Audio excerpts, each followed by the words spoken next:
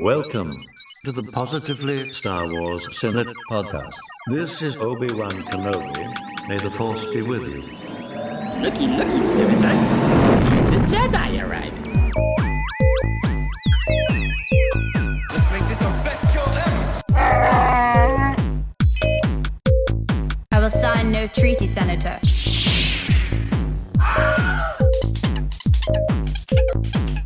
I am the Senate. This is the way.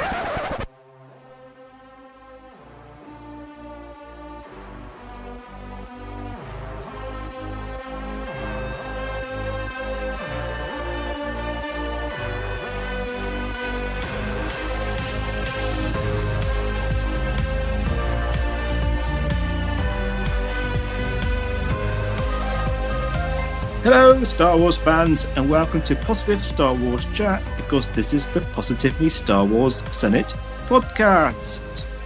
And this is episode number 71, and we've recorded this on the 27th of April, 2025. And this will be, of course, our final show on Skype.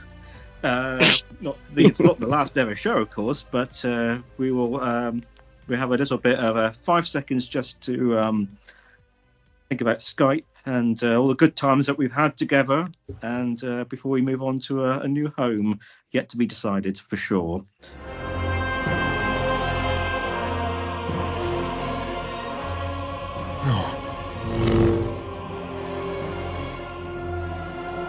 See you around, kid.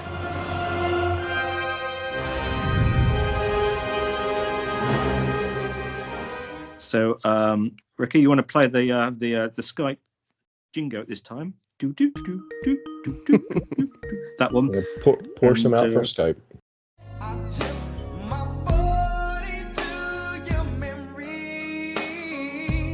Yep. And, It's abandoning us. Don't feel bad for Skype. It's leaving us on the street like a deadbeat. Like, what do you mean we feel bad? Skype's abandoning us. It's not. Skype has the Microsoft has the high ground. I'll tell you what, we're laying in the lava. I don't feel as bad as I did when MSN Messenger left. I still miss MSN Messenger. Oh yeah, I remember that. They were the good times.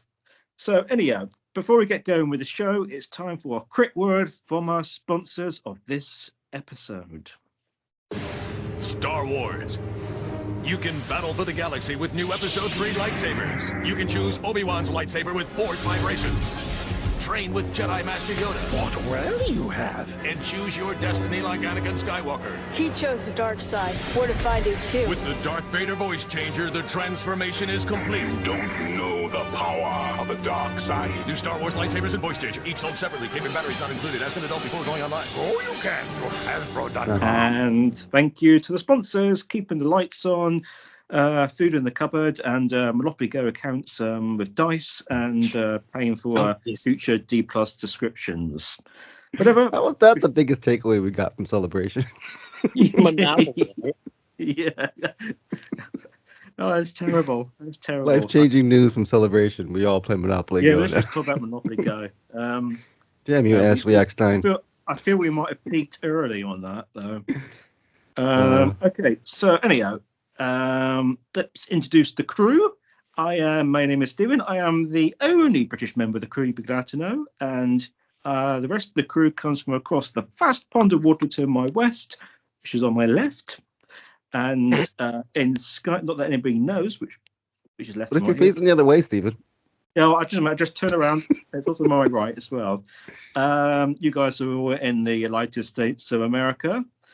And who we got in Skype order? We have, he's been in jail more times these last few weeks than even the hardest criminal. But like hand, he's got dice to help this escape. It's Ricky. Hello. That's my Darth Jar Jar voice. Very good, very good. And then we got, she's celebrating a new job as cat groomer to the rich and famous, but it's taking out time out today to be with us today. We are blessed. It's Marie. Hello. Hello. And when he's not knocking down buildings for money, he's literally robbing people. It's Ryan. Keep the dice rolling, baby. Robbing children. So Stephen. And They attacked me. And last but not least, once we said go, he said no. He's waiting for the 1st of May, like a true Star Wars fan. It's Ron. Greetings and salutations, fellow senators, Chancellor. Nice. Right, That's now, good. there will Ron's be just numerous dancing Velocity like the Go, whole time. slogans and bites and stuff throughout this episode. But we aren't going to be talking about Velocity Go and go around in circles or rectangles, squares, is it more? We are going to be talking about Andor and celebration. Good times. I got 2 tweets showing on the TV. Yes, we have. At the time of recording, we've had the first 3-episode movie of Andor transmit on D+, and I just realised I haven't got the show notes in front of me. So just imagine that this is the opening credit logo, and it might take a little minute for me just to find the what we need here.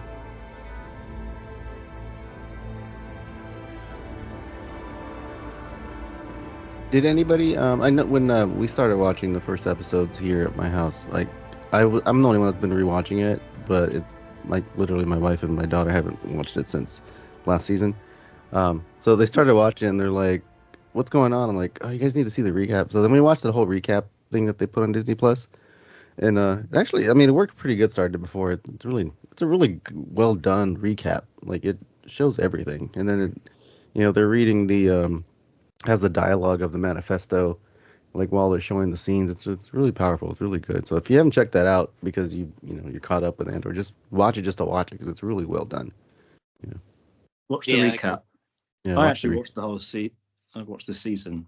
And have you guys noticed on likely. when you turn on Disney Plus, that's the lightsaber that goes across the logo? No. Yeah, that's like a thing. So if you go on Disney Plus to open it up, then the little Disney click, it's a lightsaber going through the screen of the logo. Is it? I haven't seen that. Yeah. Me and my daughter did it like 6 times yesterday. Just looking. I have to say, I actually I still try and skip that bit. No, not the Disney startup bit, the bit which is going do. Oh yeah, both of those. I'm just saying this is so out of place. And even if you skip the Andor intro, it still like shows you the logo for like another like 10 seconds. I'm like, just go, just start. Yeah, I actually thought my internet connection dropped out after that bit. What's going on? What's happening? And then of course I realised it was just the start of Andor's opening credits. Okay, so I've got the notes up now. So are we going to do it episode by episode? I presume we are. Yeah, sure. Should we? We'll see where it goes anyway. Yeah, we probably should do that. I mean, we only need to discuss episode 3, really. Well, we'll see how it goes. We'll see what this might help us sort of get a bit more nuance on things and speak about things bit by bit. Okay, so of course it's the 3-episode drop on April the 22nd, and the first episode of season 2 was called 1 Year Later, or I think it popped up. Didn't it pop up for BBY? It did. It said 1 year later. I thought that was kind of cool. Which I thought was interesting, because I thought anybody who just watched an Andor will have no idea what that just said. Well, the first episode started that way. Yeah, but still, even they wouldn't know what that meant back then, would they? I don't know. I just thought maybe they should have been a bit more specific. It's like 4 years before Rogue One might have been a bit more helpful for people. But anyhow. That's a quick look up in this day and age, I think, to see what does that mean. Just sort of just garner spark some interest or spark some a little bit more in depth. Might get down a rabbit hole. So yeah, no, I thought it was a neat little it stands Easter for before Baby Yoda. So. That's what I was thinking. Yeah. And technically, it's canon and universe because I read the Mask of Fear book, and the guy who's writing the N universe character that's writing this book specifically says, well, historians kind of like to tell the history of Palpatine based around, it can either be the Battle of Exegol, the Battle of Yavin, or the start of the Clone Wars. But for the sake of this book, I'm just going to call it, I'm going to use before and after the Battle of Yavin. So it's like they're using that in canon also, which I think is brilliant because that's how the fans represent it. So they found a way to bring it in canon to tell the story of Palpatine. Quick note, in the Spanish edition, it's ABY because before is the word antes. So what's after then? Después D. probably. So it would be D. DBY. So fascinating. On the screen, it said ABY. ABY. In the Lucas green teal colored letters, it said that, not sort of some overlay of. No. It said it in the subtitles. The subtitle. Okay, all right. I was gonna say that they changed the actual content of this would have been interesting to hear. Okay, I'm tracking with you. I'm tracking with you. Okay. But when you put on the subtitles, it says for ABY, and I'm like, if you didn't speak Spanish, that would be confusing. Yeah, no, cool. I didn't see that. After Baby Yoda. do they also, hang on, just before I get into it, do they also do the extended audio description for Andor? I've never tried to turn it. Do they do? Yeah, so during my rewatch of Andor, I had turned that on, and it is helpful. But it was on for the. It's not helpful. It's additive, and for Andor season 2, it was still on. I'm like, no, I don't want that for my first viewing of this. Well, no, is that like when it's like Mon Mothma looks pensively to the left? Yeah.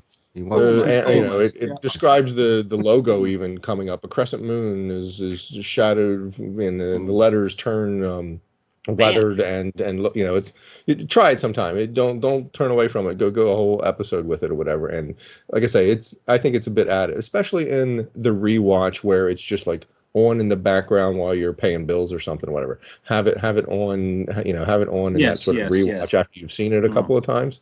I believe there's some value to it. There's some additive catches, character names or ship names. Some other things are there too. Like an audiobook or audio drama. Almost, yeah. Do that for the dancing scene. I accidentally turned it on for something else I was watching, and he goes, "The man lies on the ground with 2 bullet holes in it." And I was thinking, "Hey, what's going on? I don't remember that. I don't remember that happening."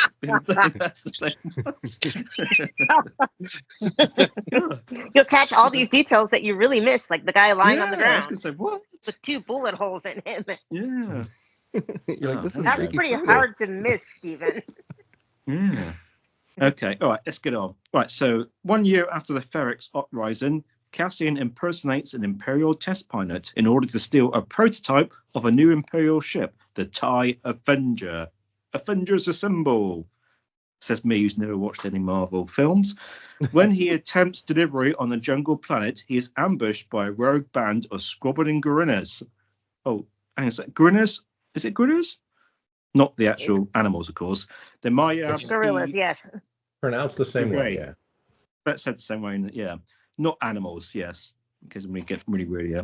On the agricultural planet Minor Row, Bix, Brasso, Willman, and BTEMO fear detection by the Empire while on the undocumented employ of a local farmer. On Chandrina, I can't say anything today. Chandrina. I just doubt myself. Dating myself. I'm speaking on this. Mon Mothma prepares for her daughter's arranged marriage, but is informed by Tay Colmar that his financial investments have turned sour as a result of their dealings, and implies he is considering sending her out to the Empire.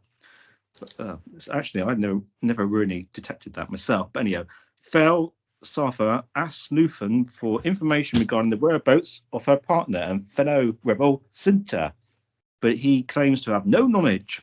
Orson Krennic oversees a secret meeting of Imperial officers about forcibly mining the resources of the planet Gorman due to its heavy concentration of a rare mineral, an initiative to which Dedra Miro is reluctantly assigned.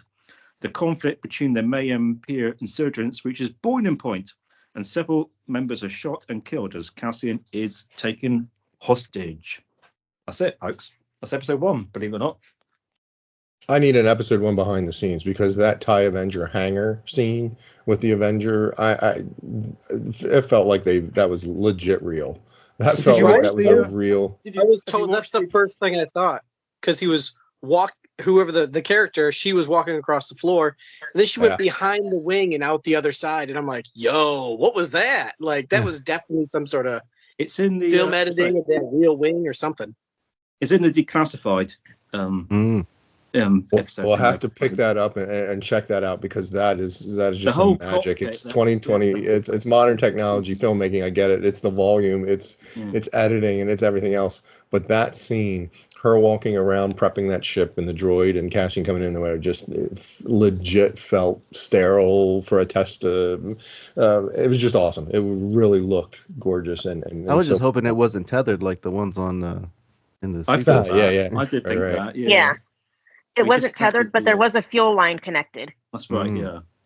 Yeah, but I'm with you, Ron. That immediately jumped out to me, like how crisp. It didn't look fake. It was just the way they edited it, where they went around the wing and they're just checking things and walking up into the ship. I'm just thinking, most of this has got to be real. I skipped the behind the scenes stuff, I guess, already. I've just been too busy, but man, it immediately stuck out. It was 10 seconds in, I was like, wow. I was going to say, the whole cockpit is built.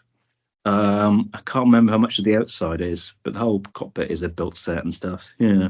Yeah. I feel like that wing, at least or at least they had a green screen wall at the bare minimum, because she walked behind the wing. It wasn't that where you're walking in front of a matte picture. They purposely edited it to walk behind the ship. And I was like, oh, that's specific filmmaking there, and directing, not just writing. It's just the way they directed it. I'm like, okay. You wouldn't got that in the prequels, would you? Wouldn't have happened in the prequels. It would have been too hard to do. The technology wasn't there. Yeah, I think it is. It's the modern technology of filmmaking that's allowing such a beautiful, realistic, legit environment scene. For sure, it was gorgeous. It really was, and a exciting, adventuresome start to season 2.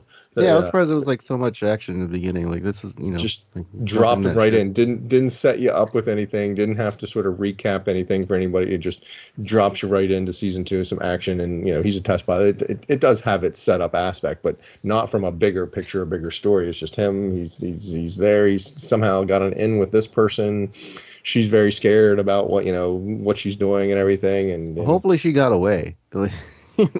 Hopefully she got her 12-minute head start. Yeah, she doesn't get in trouble. Yeah. Wasn't he gonna pick her up, or is that like I'll see it down the road, as in way down the road, like a year from now, or is it like I don't remember. And then he abandons her. I don't remember anything to the extent that he thought he would be taking her with, because he was supposed to be dropping it off and somebody else was going to be carrying it forward. So I don't recall anything like that.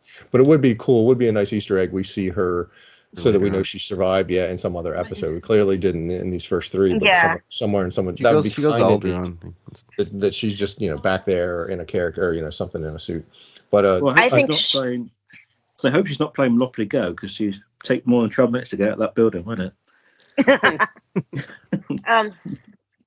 I think she's actually defecting to the rebels, probably, and she would be a good asset for the rebels, because she's got all that background knowledge of what they're testing at that Sinar testing facility. Well, she was sort of saying that she spent years in there and building herself up to this level and stuff, and then she was essentially going to throw it all away, wasn't she, for this? She's rebels. defecting to the rebels, it sounds like, and she's got all that technical knowledge and know-how of like how the ships work and what goes into them and all that.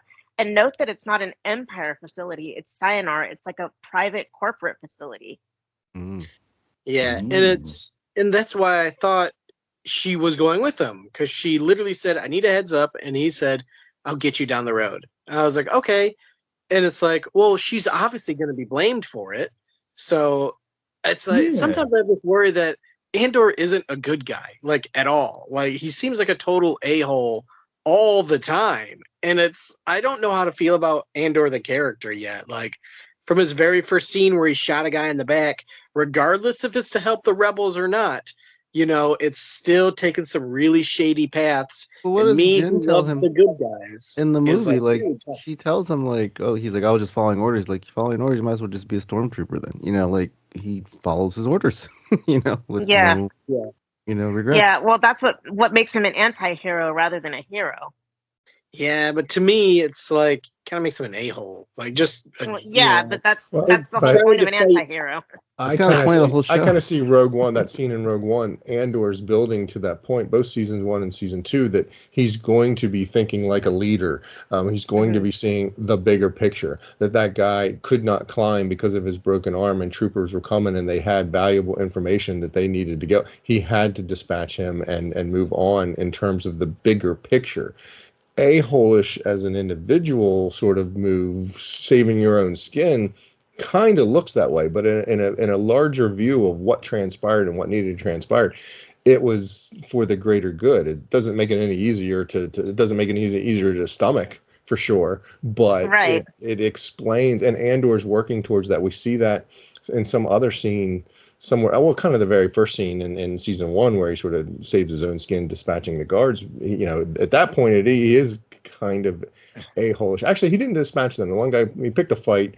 The one guy got killed just because of the fight, so he had to dispatch the other one to save his own skin. So that's a scenario where he had to for himself, but it has grown to where Luthen picks him and he becomes part of this rebellion, that he's now doing it for bigger picture. But it wasn't things. really saving his own skin either. He was in his friend's ship, so if he would have got busted that day, then his friend would have like, "Why did you give him the ship?" And it would have been a whole domino effect for back in this town. So there was an element to that first season 1, yeah. It ties up into that bigger theme of like, what sacrifices are you willing to make to get you where you to that place where you're fighting for the greater good. Yeah, maybe I'm just too much on the Jedi side of things, where it's like you just don't kill your friends because things may not turn out all right. Yeah. Yeah, Right. Jedi definitely would have tried She said, to give me a 12-minute head start or something like that, right? So she had her own method of getting out there already, Yeah, hopefully. She had her own escape planned. Yeah. Right, in a way to keep her position safe, her that if she goes with him, clearly then her name is mud, because they're going to know she was with it. But if she gets a 12-minute head escape, I don't know. I buttoned up the thing. I saw him walk to his barracks. He gave me a kiss goodnight, whatever kind of thing or whatever. I know nothing about it. They're going to interrogate the heck out of her, but they're like, he seduced me, kind of thing. But that it goes on. So yeah, I kind of think she's still, because we also have the aspect of we never see another TIE with the TIE Avenger. Like, we only get TIEs. Now that's not to say they don't exist in A New Hope or Empire, but we see these new designs, which is cool, and we expected them to have them, but they also have sort of that canon aspect of, well, wait, we never saw Thrawn's triple tie. Yeah, right. We never saw Thrawn's tie. This guy with the hyper, So did they exist and we just didn't see them because the battle didn't require them? Wait, what? It's a Death Star. It should have had them all. I thought that was the whole reason why Sabine and Ezra went to go steal the Defender on the other one, because it had a hyperdrive, right? Right. The storytellers were trying to tell stories that they did have other ones, but we kept stealing the good guys kept stealing the one off, and then the Emperor, the money, whatever, the research funding, they just never got to another. I will say I don't care for they did that to the Falcon in the movie, and the ship's crashing into things. And it might be the engineer in me that just like he goes and hits the throttle forward and it crashes into the back. Well, that's gonna do some damage. That's gonna affect the flyability of it. And then he's flying through like the caverns. He's got the other two TIEs after him, and he's like flying through the real skinny Grand Canyon, and sort of bouncing off the side walls and stuff. It's just like, oh man, Ron, you know what it is? We had the toys, so we know like if we hit the wall with our Millennium Falcon, it's gonna break. Is that what it is? Is that where it comes from? Yes, that's where it comes from. Some of that. I'd like to have seen less of that in the what transpired. You could just wait. I don't know if I can suspend belief for a lot of stuff, which is silly, which is absolutely silly. But no, exactly. Yeah, the Falcon was like hitting trees and then landing and. That was one thing that got me too, because when they're in this is a little further on, but when they're in the jungle and there's all these blaster bolts going off around the ship and almost into the ship, I was like, well, how powerful are their shields that when it's standing still, it's the ship is completely unaffected, or is their aim as bad as stormtroopers? And you couldn't even tell if the shields are on either. Yeah. Well, there's metal in Star Wars that's blaster bolt resistant type of thing, and obviously this is a big money ship because the technology is more advanced than anything we've ever seen in Star Wars. It has like targeting systems and all this other stuff, like rockets, not like proton torpedoes. It has It had rockets. the machine gun, It has rockets. the rotating machine gun thing or whatever. It's just like, wait, that seems very It has a laser unnecessary. cannon. But yeah, regardless, it was freaking awesome scene. A great way to start the action of the episode or of the series and everything and whatever. And yeah, him. And we learn later, I didn't quite get it at the time. I'm like, boy, I think he would be a little bit better at this, whatever. But somewhere later, season or episode 2 or 3, he has a line he drops. I'm sure everyone picked up on it, where he said, "That wasn't the ship I was trained to fly. What was that?" Like, he was not expecting to be stealing that type of thing for whatever reason. I don't know that we get into that because of the time jumps, but that kind of then explains why he hits the throttle, twists it to hit the throttle to bust out of the forward. He goes in reverse, crashing. What had that thing you stick your walls. arm in it? Like, Yeah, what it is was, that? it was like, what kind of weight? What? I don't. Who is this designed for? Like, whose ship is this?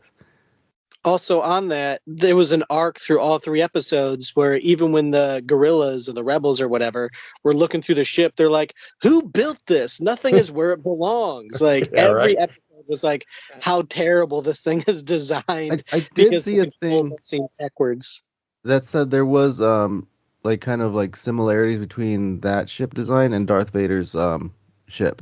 Like, so maybe that's a precursor to his. Yeah.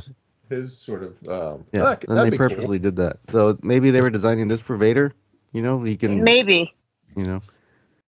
Well, Vader. Yeah. Wait, who's Vader? Yeah, Vader's Vader. Right? He's a thing, right? He's a thing. Yeah. Yeah, he's already there. Yeah, he's taking a bath. So, and just to switch it up a little bit, and I'm sure it's going to be heard throughout this, but Mon Mothma is the star of the show.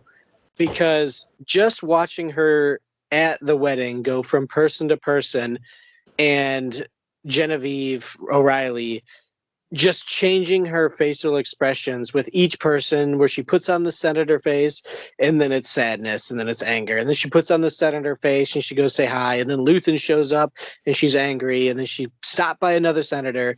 It was stunning to watch every movement she makes in this act that she puts on in universe around all these other senators, that she's hiding who she kind of truly is. And it was just amazing to watch her character through this whole thing. Yeah, agreed. I've expressed my smitten kitten aspect for her. In a alternate universe, if she's my second wife, I wouldn't trust her because she is such a good actress in that way. Whatever, you couldn't ever believe her in the real world, because I wouldn't know what face is she. Well, what if she's putting a smile onto me in person or whatever? She might still hate me in the background, because it's such. There is such a great level of acting going on there with regards to the different facial expressions for the different people that she's interacting. Her daughter and then the friend, Tay Coleman, and then just the guests and family members and all that. Oh, I'm so like fun that to watch. with So good to Luthen, watch. because Luthen shows up and he's like, "Hey, everybody!" Yeah, he's got the silly, same like flamboyant dude, and then that's totally not him. Like, he's got the same sort of thing for sure. Yeah, I mean, it's fun. I guess maybe is it because so many of our beloved Star Wars characters have been very sort of focused in what or who they are, very sort of siloed in their range of Han Solo's Han Solo, the scoundrel kind of thing or whatever, and he breaks out of it every once in a while, shows a tender moment on occasion, but for the most part. They're just very siloed, and that's that character. That whereas she is this vacillating character, back and forth, trying to keep it all together, trying to hold on to this very fragile thing, and find a way to make it work with so many moving parts. Her cousin, her daughter, her husband, her what's Tay, her best friend or whatever, and then her best friend, her husband's uncle or whatever. Her boyfriend. That's what her husband called her. Yeah. It was her first boyfriend. Yeah. Mm-hmm. I thought she handled that well too. She's like, "Who are we talking? Oh, is that coming up again?" And he and what the husband's thing of like, yeah, he's back on the market. Didn't you have it? I'm sure everybody's heard. And she kind of genuinely seemed like she wasn't aware of that. Yeah. Genuinely seemed that she wasn't aware. I didn't really pick up. I didn't really pick up that Tay was going to turn her age, just that he was having some troubles. What I picked up, how about this? What I picked up is he was expressing that he was having some financial troubles, and she then interpreted and was worried of, oh wait, that means, you could be vulnerable to being compromised. That Right. that if you're having troubles and you could give something. I didn't pick up that he was I turn didn't pick her up on in it type either. thing. Yeah, I didn't pick up on it It's- either until Luthen points out that he's been chasing Davos Golden that whole time, as if to say, hey, this is what she's doing with that money. Let's let's make a little money ourselves. Let's make a little deal. Yeah, I think Luthen's the one that sees the big picture and sees that's a threat that needs dealt with. Again, I didn't quite pick up on that until I read it online of that driver. I recognized, who was, and it just like, wait, why is she a part of all this? And then it just, I'm pretty sure I read it online. I did not pick up that on my own or whatever. Really? That And the makes- micro expressions on Vel's face. If you look at the micro expressions on Vel's face, Vel knows what's about to go down. Yeah, having the rewatch, having that knowledge of what's gonna be going on there. It's like, oh, okay, that's beautiful. That is powerfully. Faye that is Marche very well is done. Faye Marche is every bit as good as Genevieve O'Reilly in that role, because she's having to do kind of the same dance. Like, she has to show the world that she's the party girl, but on the other side of things, the other side of the coin is, she's a rebel, she's a revolutionary. Oh, She's and you know kind of what? Sorry to cut you off, Mary, but I just now having the realization that she knows Tay Coleman as well, right? Mon Mothma and her are cousins or sisters. Cousins, but still, she grew up with Tay or knew how important Tay is to Mon. So when she sees that driver with him and whatever, she kind of has a realization of what might transpire as well. Oh, wow. She knows what. I think she was more of seeing, what's her name? Like, cause she was looking for her the whole time, and then she's like, oh, there she is. Luthen lied to me. Right, but that's the other thing, though. But Vel knows the other side of Cinta, and she knows that if Luthen, if she was there the whole time, and she's just popping up now with Tay Coleman, she knows what's about to go down. And she knows Cinta's going to do what something's Cinta has to do. Yeah, because that's what Cinta is. Wow, that's another added layer I hadn't considered at all. Thanks, Marie. That makes it even more powerful. Right, she knows Tay Coleman. As well. This one was a difficult one to read. Like on first watch, I was like, what is going on here? Because they're speaking in sort of, and not really codes, but they're speaking in ways that like everything is kind of hidden. Yeah, it ain't direct. That's for sure. I knew he was trying to. Direct. When he first started talking about money, I'm like, oh, he's gonna try to extort her now. That was the thing I picked up. I was like, oh, he's either trying to extort her or trying to turn her in because he needs money. But like on first watch, it's like a little difficult because there's no code that they're using, but they are speaking a coded language. Fascinating. You had him in his dialogue sort of potentially extorting her versus he's putting the initial conversation, he's putting that dialogue out there, and she's scared that he might then be easily compromised. I think she was worried because wasn't he helping fund, right? So she's like, helping. Where's helping the money fund, going to come from? And he knows where the money is going. That's the thing. He knows where the money is going. So she knows that if he goes to somebody else to talk, she's screwed. Right. Well, she wasn't thinking he was extorting. More so that he could be compromised. No, I think Mon was just thinking. Set up the fund to siphon money back and forth. That's what they did in season 1. Remember, they met. She told him the secret, and he's like, "Okay, I'll start a Sandrillan fund, and we can siphon money back and forth through there." And then to do that, that's when they needed the banker, and then that's where the kid got involved and everything. Yeah. I think she was just more worried about like how are we going to continue doing what we're doing if you're having problems. I think that was her. And that's the thing too, because like if she just did that, like that's another worry for her too, because she just sold her daughter for nothing. Yeah.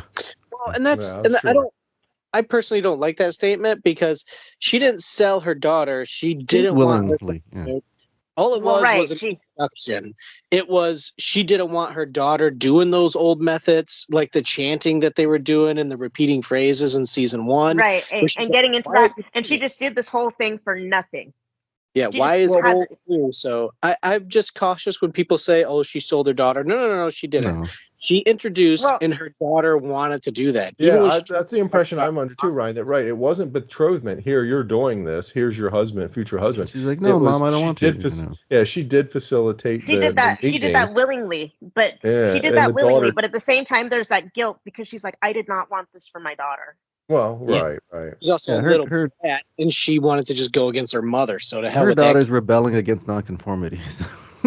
Yeah, what's old is new, like they said. That's what Val said. The old and new and the thing, but I didn't pick up that she married the guy out of rebellion. Now, having the pomp and circumstances of going through the old things might have been a little bit of, even that felt like she was kind of surprised that her daughter took to those ancient traditions or old ways of things or whatever. But regardless, I agree. I think we can say she didn't safely sell her.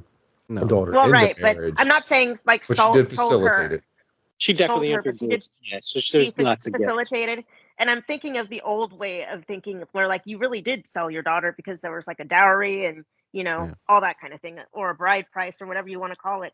And I'm sure that was something that was involved. And she just did this whole thing. And if she just did this whole thing and went against her entire like desire for that not to happen to her for nothing.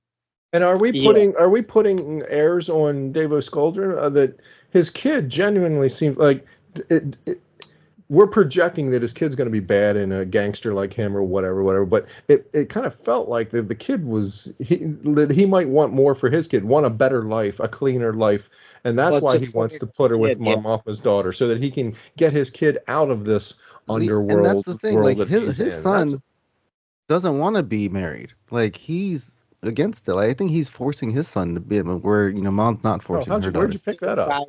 He doesn't. Because she even said like, oh, he doesn't even want to hold my hand. Like he's just there, like because his dad made him, and that's his position he's playing. So it's kind of like he's more the betrothed than the daughter. He seems like he's not into this thing. She wants it because she's rebelling against her mom, and she thinks her mom is full of it, and he's just like, no, I didn't. House. Yeah, she wants that. She wants the pretty dress and the big party and all that. And Scoldren is using it to gain power. So it's definitely a gangster, but marrying a senator and their extremely wealthy family, he's definitely getting. He probably sold his kid more than Mon Mothma did. Yeah, right. That's what we just realized. Yeah, it sounds a little bit more like he did that to get a good life some for respect his kid. on his name. He's trying to go legit like Michael Corleone. So just to try to keep going in episode 1, I'm glad Krennic appeared right away. Just getting ready to say that. He just popped right in. And the scene is so powerful because we know who Krennic is, but people in that room don't know who it is. And they're like, the Energy Initiative, and it's going to change the galaxy and give people power and all this other stuff. And it's like, man. And then they have the Department of Enlightenment, which is exactly the name that Nazis used to spread misinformation. And it was just, you like seeing history used on screen. And I'm just like, wow, man, this powerful what the Empire is doing. Yeah, that video was creepy.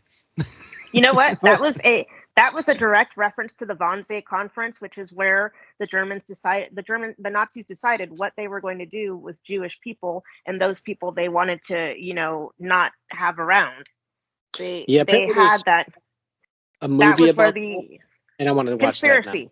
Conspiracy. It's a really good movie. You guys should watch that, and you will get those vibes off of that. I don't think I knew. Maybe I did and just block it out. I don't think I knew there was sort of a conspiracy, that they sat around a table to figure out what they were going to do. I mean, it makes sense that they had to plan for all that they planned for. They did. They had a conference like that. Ew, geez. Yeah. They had a conference like that. It was a big conference in 1942. There's a whole movie about it. A very young Tom Hiddleston is in it. Loki? Yes.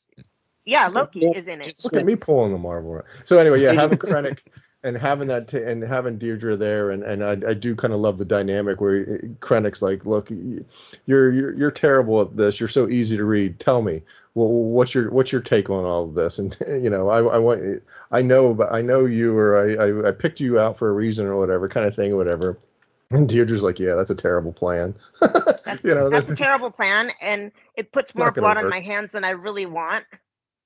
And the conversation she had later with her boss is just like, yeah, I want to keep chasing the Phantom or whatever she calls it or whatever. And he's like, look, dude, we're in this. Yeah, we got invited to this or whatever. There's no getting. This is a gift. So embrace this. Do your thing or whatever, because there's no getting out of this. You haven't found anything. He's here. He's there. He's everywhere. How was she not demoted? Like, demoted for what? For what happened on what do you call it? Whatever Barracks. that planet was. Yeah, Barracks. Barracks. They lost that. I mean, he was trampled. Well, I think it proved and what into she was the trying to say, that rebels are, things are bigger than, I don't know. It was a good scene. Yeah. Good yeah, piece. it's just really powerful knowing the real history behind it, and just a bunch of rich fat cats and military people are like, well, what about a virus? What about just genocide? Like, and they're just eating snacks, and it's like, The guy's eating snacks. don't think humans can be that bad. And then you're like, no, this actually happened in real life. This is unbelievable, man. Yeah, there's precedent for that. And I mean, there were notes kept and things like that, but they were very coded. And but the whole, this doesn't leave this room, everybody who's in there, this is the most closed of circles, blah blah blah. That's basically what it was like nobody can speak about what happened here today. Is Gorman new to us? I kind of think like we've heard Gorman before. Gorman's not new, but we're gonna see it finally, and then in the upcoming on-screen. arcs. This is the biggest And figure out- on-screen presentation. Yeah, Because it was in Rebels. It was first it was mentioned in Rebels. Yeah, first mentioned when Mon Mothma leaves the Senate in 2BBY. She specifically says because of the Gorman massacre. So when I saw that video pop up, because I'm watching it right now, like I'm in season 3 of Rebels, so it's like pretty fresh in my mind, and I was like, wait.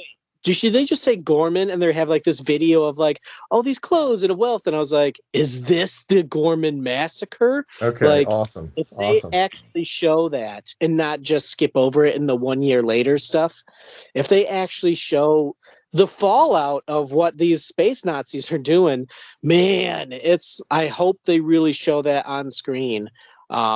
You want to show though? You want to show a massacre on screen? I think it's talked about. I think it's my speculation is they're going to have the same sort of roundtable meeting. It's like, yeah, we tried all those plans and it just wasn't. Nothing was going to happen fast enough, so we just went in and massacred them all. So Ryan, we had to be quick.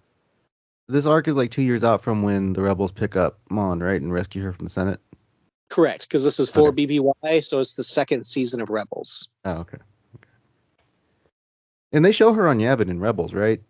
Like then Saul has the maybe I don't know if they take her there or what, but that's definitely later on when they show her and she's there.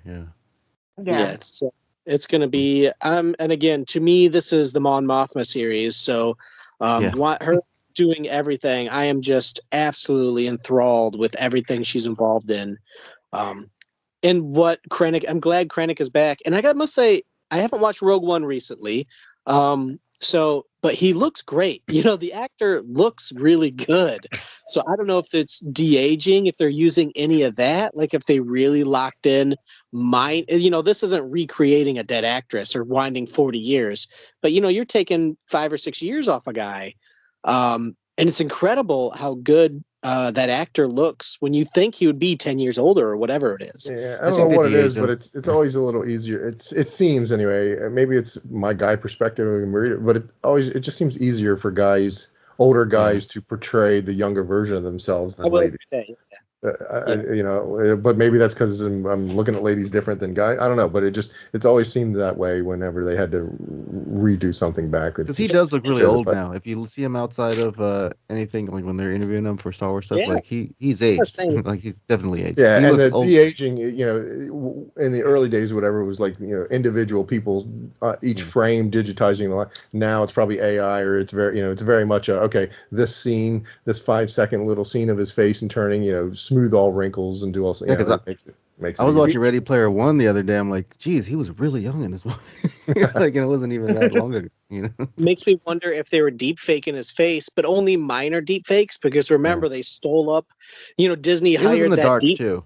Oh, that's right. It's he looks much younger.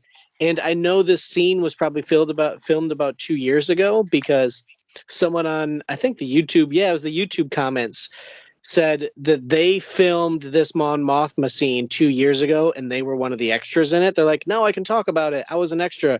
We filmed this 2 years ago. So like, I mean, he was a little bit younger then, but compared to the Rogue One Krennic we knew, I feel like they have to be deep faking something, but I could not notice a single eyelash out of place. It's either that or they just stapled the skin back because he looked really good. I think the actor wants to, those actors, some, I think they want to hold on to their role, and so, welcome to come back for something simple or something small like that to give it out because the acting was on par.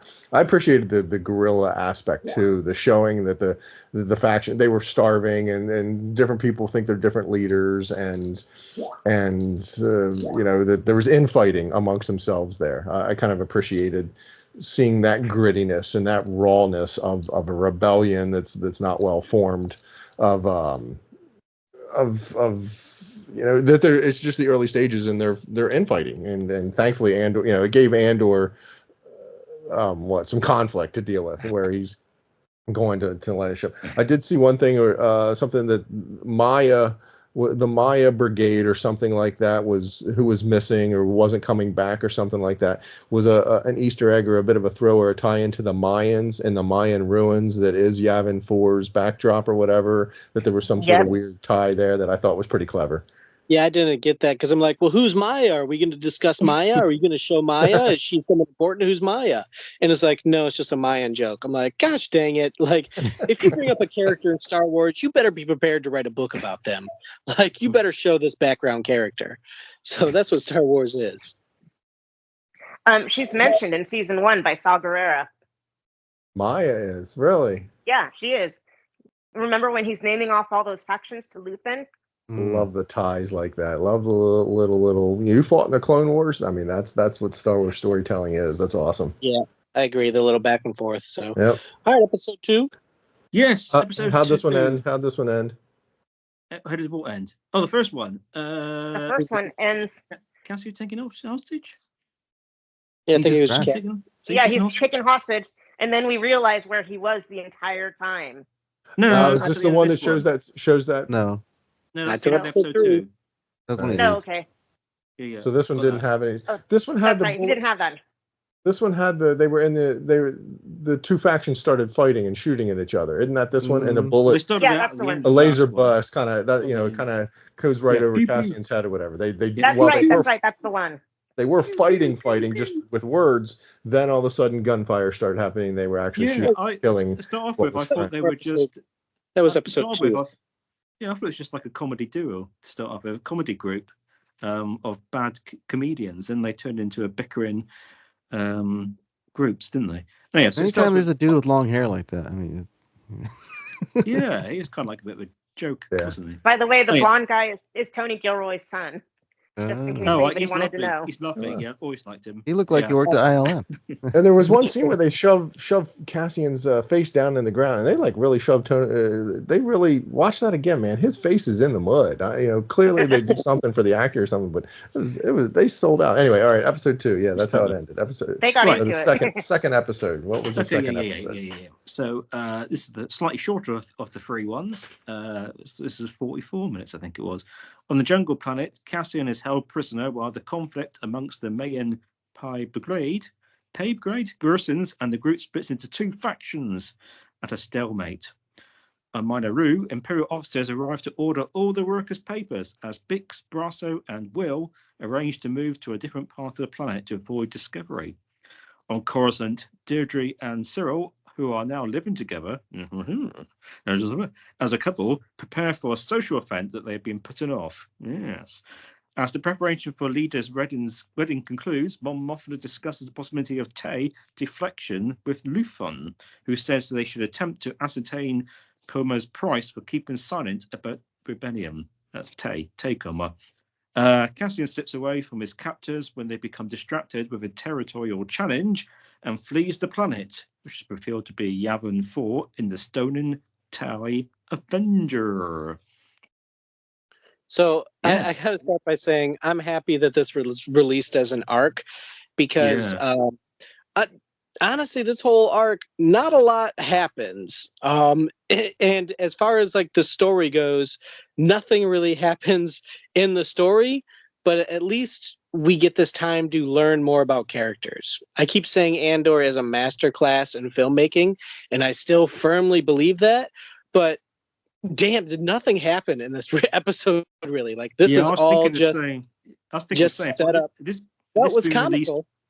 Yeah, this would be released weekday. I would be I'd be straining a little bit more if it was a weekly release than have them all as one. Yeah, but I did, while it dragged on for kind of too long, like the arguing, they could have easily cut 30 minutes from this episode, but that's not how Gilroy does it. They have a bigger story, so it's fine. But I did enjoy the two groups arguing, and it really coming down to paper, scissors, rock to see who controls. I'm like, okay, that's just entertaining. I'll give it to them. That's entertaining. The argue because it's real. I'm the leader. No, I'm the leader. Eventually, they put their weapons down. They do paper, scissors, rock, and then they're all eaten by animals. And it's like, okay, so none of it matters. More organized than these guys. Like why couldn't they just figure it out? Like, it's so annoying that they were fighting with each other. I'm like, you guys are wasting time. Like, just try to fix the ship or something. So did they crash there, or what was the other? Or the broken ship was the guy that was supposed to meet up with Cassian, right? No, that was Cassian's ship. He was like, "What did you do to my ship?" They probably tried to steal it to get off planet or something. Oh yeah, and they broke it. Remember, he got there. Porkins. Porco is the guy we're meeting, and the whole time I'm like, it better be Porkins. So, but of course, now we don't have no Mayan, we have no Porco. I'm like, how are we supposed to explore these characters? Quit giving me names, and I don't see any characters. Like, this is Star Wars. Everything has a backstory, man. And I was like, Porco, it better be Porkins. So, but no, it came up. I heard that was like a reference to a Studio Ghibli film or something like that. Porco Rosso. Porco is Porkins in Star Wars. Like that. You can't say so don't get Ghibli. Give me Porkins. Let's talk about the biggest reveal on this whole episode. Not the Yavin 4 stuff, but Cyril and Deirdre. They've been together. Yeah. I'm happy that they jumped a year. We don't need to see the beginning of their relationship. It's just, here are two weirdos that have I don't know if it's a relationship, but apparently formed a union that are now together for whatever reason. Two Sheldons that are together. Oh my gosh. They found each other's weird. Yeah, and it's in the whole, should we schedule this another time? I'm like, are they talking about intimacy? Like, are they scheduling because that's the same, like, intimacy day is on Tuesday, like this, and it's like, what are they doing? And then all of a sudden, like, the doorbell rings, and just the biggest monster in all of Star Wars comes through, and I'm like, oh my god, please. Was that this episode or was that the next one? Shoot this. No, it's this one. I love the Imperial and just the coldness and everything. Deirdre holding up a white suit or a black suit in terms of which one do I want to put on or whatever. Yeah, and trying to smile. And practicing her smile. It's so sort of solidified, or otherwise just, once an Imperial, stalwart and cold and insensitive, always. Even, no fun is to be had, nothing flowery or colorful or whatever. It's all stark and, I appreciated that aspect of seeing them out of the office, and she's still very much that cold Imperial. But we did learn something that she didn't have any parents. Her parents were criminals, and she was in the Imperial orphanage when she was 3. That's next episode. Well, anyway, we learn it during this arc of Andor that she's why she is what she is. It's this episode because the relationship was shown getting ready, and then the mom immediately comes on. So it was this one. I didn't know. I thought the mom was the 3rd episode. I don't know. They're blurring together. The Kinder block that stood out to me. Yeah. She was in the some Imperial Kinder block, I think it was. Yeah. Well, that's funny because I don't know if it's there where you guys live in your neck of the woods, but I was raised in a preschool called Kinder Care. So it's like, I don't know if that's a why. Okay. Yeah, we have that.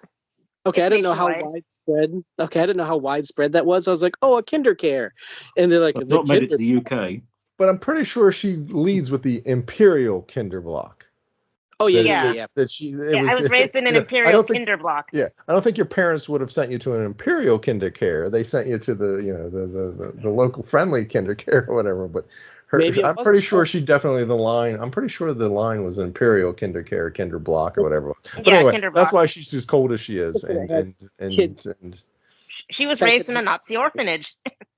She's a what do they call those? A construct? No. What do they call those? On not the clones, but what were they calling them? Conscript, right? Conscripted, yeah. Was she conscripted? Yeah. This seems a little bit before conscription, or just indoctrinated or otherwise brainwashed and taught the ways of imperialness if she was there in that thing. But this was the one that definitely had the scene with her boss saying, "This is a gift, embrace this. This is you have to do this." Whatever the Krennic plan was, I forget what it called. The Gorman Initiative or whatever. Figure out how to solve this because you're not getting back to. So maybe does that then lend that she tells Cyril that I can't chase the Phantom? What the heck does she call it? What's the code name? Axis. And so Cyril is gonna then be like, because he still wants Axis, and he was kind of getting that through her work, I'm sure. This one where he's telling the new guy, like, oh, that once there was a thing there, and then because there's. I was like, was that a lie that he was telling him, or was that, or no, was that's what that he did. actual? Yeah. Okay. I think that's how he moved up, and that seems like something he would do. Like that's he would what happened. Yeah, and what he's actually uncovering is like stuff for the Death Star. Yeah, no, that's what happens in the first season. When remember he was at the desk job and then he was looking. I thought that too, Marie. So you thought what he explained to that new hire about I found them funneling money and buying parts or whatever. You think that was truly for the Death Star, being done for the Death Star? Yeah, I thought it could go either way. It could be that he was bragging and kind of like making light of him chasing Andor and kind of almost losing his job over that. Well, yeah, because isn't that how he found out the whole thing with Mon and why she did the deal, because they were getting close to like where her money was coming from. That was the whole. If he would have found separate. Cheryl didn't have anything to do with that. Are you sure? If he would have found out anything about the Death Star, he would have just been killed. Honestly. No, not the Death Star. Mon. Yeah. And her money. Yeah, but he didn't find anything about Mon. He didn't find anything about Mon Mothma because his obsession was Andor. Remember chasing Andor down. Yeah. So he probably found people in the Empire, others, greed, and he got a reward for it. Like that's I think that's just skipped over it, and they're like, okay, this is where they're at, and now he's a person of power. But yeah, having the mother come on, and I don't know how she does that voice, but it's so individual, and it's just. If I feel like it's so strong that if I see that actress in real life, I just spit on them because they're so real and guttural. And I'm like, oh, I hate the character you're playing. Like, that's how good she is at this character that she's playing, because it's just the most vile woman. And then there's Deidre. It's like backing up her man. And I'm like, yeah, Deidre, you go. What's that? I think it's passive aggressive, or no, toxic. Yeah, it's passive aggressive. It's passive aggressive. Very passive aggressive. She's saying, and Deidre's like, yeah, this stops now. If you want him in your life or whatever, I will schedule and make sure he calls you twice a week, and you will see us once a month. That she's just laying down the law, and I did kind of appreciate that aspect of Deirdre, just shutting it down right then and there. Cyril collapsed on the bed, just like, oh, Bob, what do I? that was kind of a funny scene as well. Here's them talking about him, talking about him and setting up his future and his. I'm guessing it's his wife. I'm so glad that happened, because like I hate when there's like somebody on a show, like it happens in every show, where like someone just sits there and then no one tells them anything and they're just being so rude, and like she's like, this is the deal, we're gonna do like, I was so happy at that point. Yeah, I was like this is the plan, except that the word plan kind of implies that it's optional, and I'm going to tell you right now, this is not optional. But that was a line, wasn't it? Yeah, no, that was good. Yep, that was put her in her place to some extent. Yeah. In a good way. Here's the plan. Yeah, and Cyril just immediately standing up when they're laughing, fixes his hair and kind of walks out confused, like, what's going on? Oh, again, just and Cyril backtracking a little bit when she's like, "I'd like some spiced tea," and just the face that he makes. When do you drink spiced tea? She said that just real. I'm like, you never see me anyway. But his face was so good. I love Cyril in this episode. Yeah, that was a good piece to it. Her slopping. Well, she was slopping. You're dripping or whatever, and he's all worried about it, and Deirdre's like, "That's fine," and the mom's doing it just to do it, just to. For fondue. It was a power play too. And then that voice. Oh my God, she sounds like she smokes about 4 packs a day. Oh gosh. That is a 4-pack a day voice. Mike Wazowski. I was just gonna say that. Yep. Always watching. But to the and I'll never agree with it because it's moving along in Star Wars story. But yeah, to the point of nothing happened in this episode. Is that what was, I can't remember now. What was the point of that scene? Just to move those characters, to give us some sort of background into those characters, right? That those two are together and that she's after him. That there wasn't. Was any of that necessary? No. And that's I can't remember how it ends. They just cut away. They just cut away from that scene, right? It's filler. Yeah, that was it. It might be building towards something. It might be building towards something of their relationship or helping to flesh something out later or whatever. But right, it was just a piece to give us just to characters. Get the mother all the way. It was a fun set piece though. It was a good character moment. I just like that they mentioned Uncle. What's his name? Uncle Harlow. Finally, and she's like, and she's just like, could you might want to stop with that. Yeah. I was getting ready to mention that part too. Whatever the dude, she kind of was shutting that down too. That it's enough of that. I wouldn't talk about that if I were you. it might be a necessary scene to sort of now let Cyril develop or move on or get into other things and not be under the shadow of Uncle Harlow and all that and his mother that he can and his mother whatever his else smother. He's going to strive to his smother. More rebels. Wait, what Is else this the creepy dude that tries to attack Bix the first time on this one? Doesn't attack her, but he hints. He tried. Yeah, he's like, "Oh, let's go out picking grapes." I don't know what he was telling her. Yeah. Just kind of realized she was out there and the husband wasn't around and all that sort of stuff. That was just like, ew, wait, that's at the time, episode 2, I was just like, oh, that was creepy. Why didn't they leave right after that happened? Like, why were they sticking around there for? Like, I was like, okay, because that guy, the guy said they were catching runners at 500 and 400 or whatever, so they couldn't just run. At least because hide anybody or that was something. running, they were catching and dealing with. So they had to run judiciously. They had to run with purpose or in a specified way. It took them like which they 2 had days planned. to pack up. I'm like, just hide everything and just go dig a hole or something. Like, do something. Like, don't just like stay in the same spot and like, oh, here comes some stormtroopers. Like, no, like, figure it out. But moving too quickly would have been seen as suspicious. I think it was all of the day, and then next there was day nobody they were out there, scheduled. though. They were right, but they couldn't just run. They're easily going to be picked up by the ship. That they're on the move. Yeah, if they show up here, if they show up here, and then all of a sudden show up somewhere else, that's going to look suspicious. So they had to move judiciously. And they got that transfer ticket or whatever to go somewhere. Yeah, there was work somewhere else to be done. They were like, well, that's awful far away or whatever transpired there. Well, it's harvest. It's got to be done, and Yeah, that's what it was. They're short on helpers or workers or whatever. And that's the other thing about this series is, while it doesn't seem like Bix and Brasso are doing a lot, just the real world backstory of they're immigrants and they're just trying to live a peaceful life type of thing.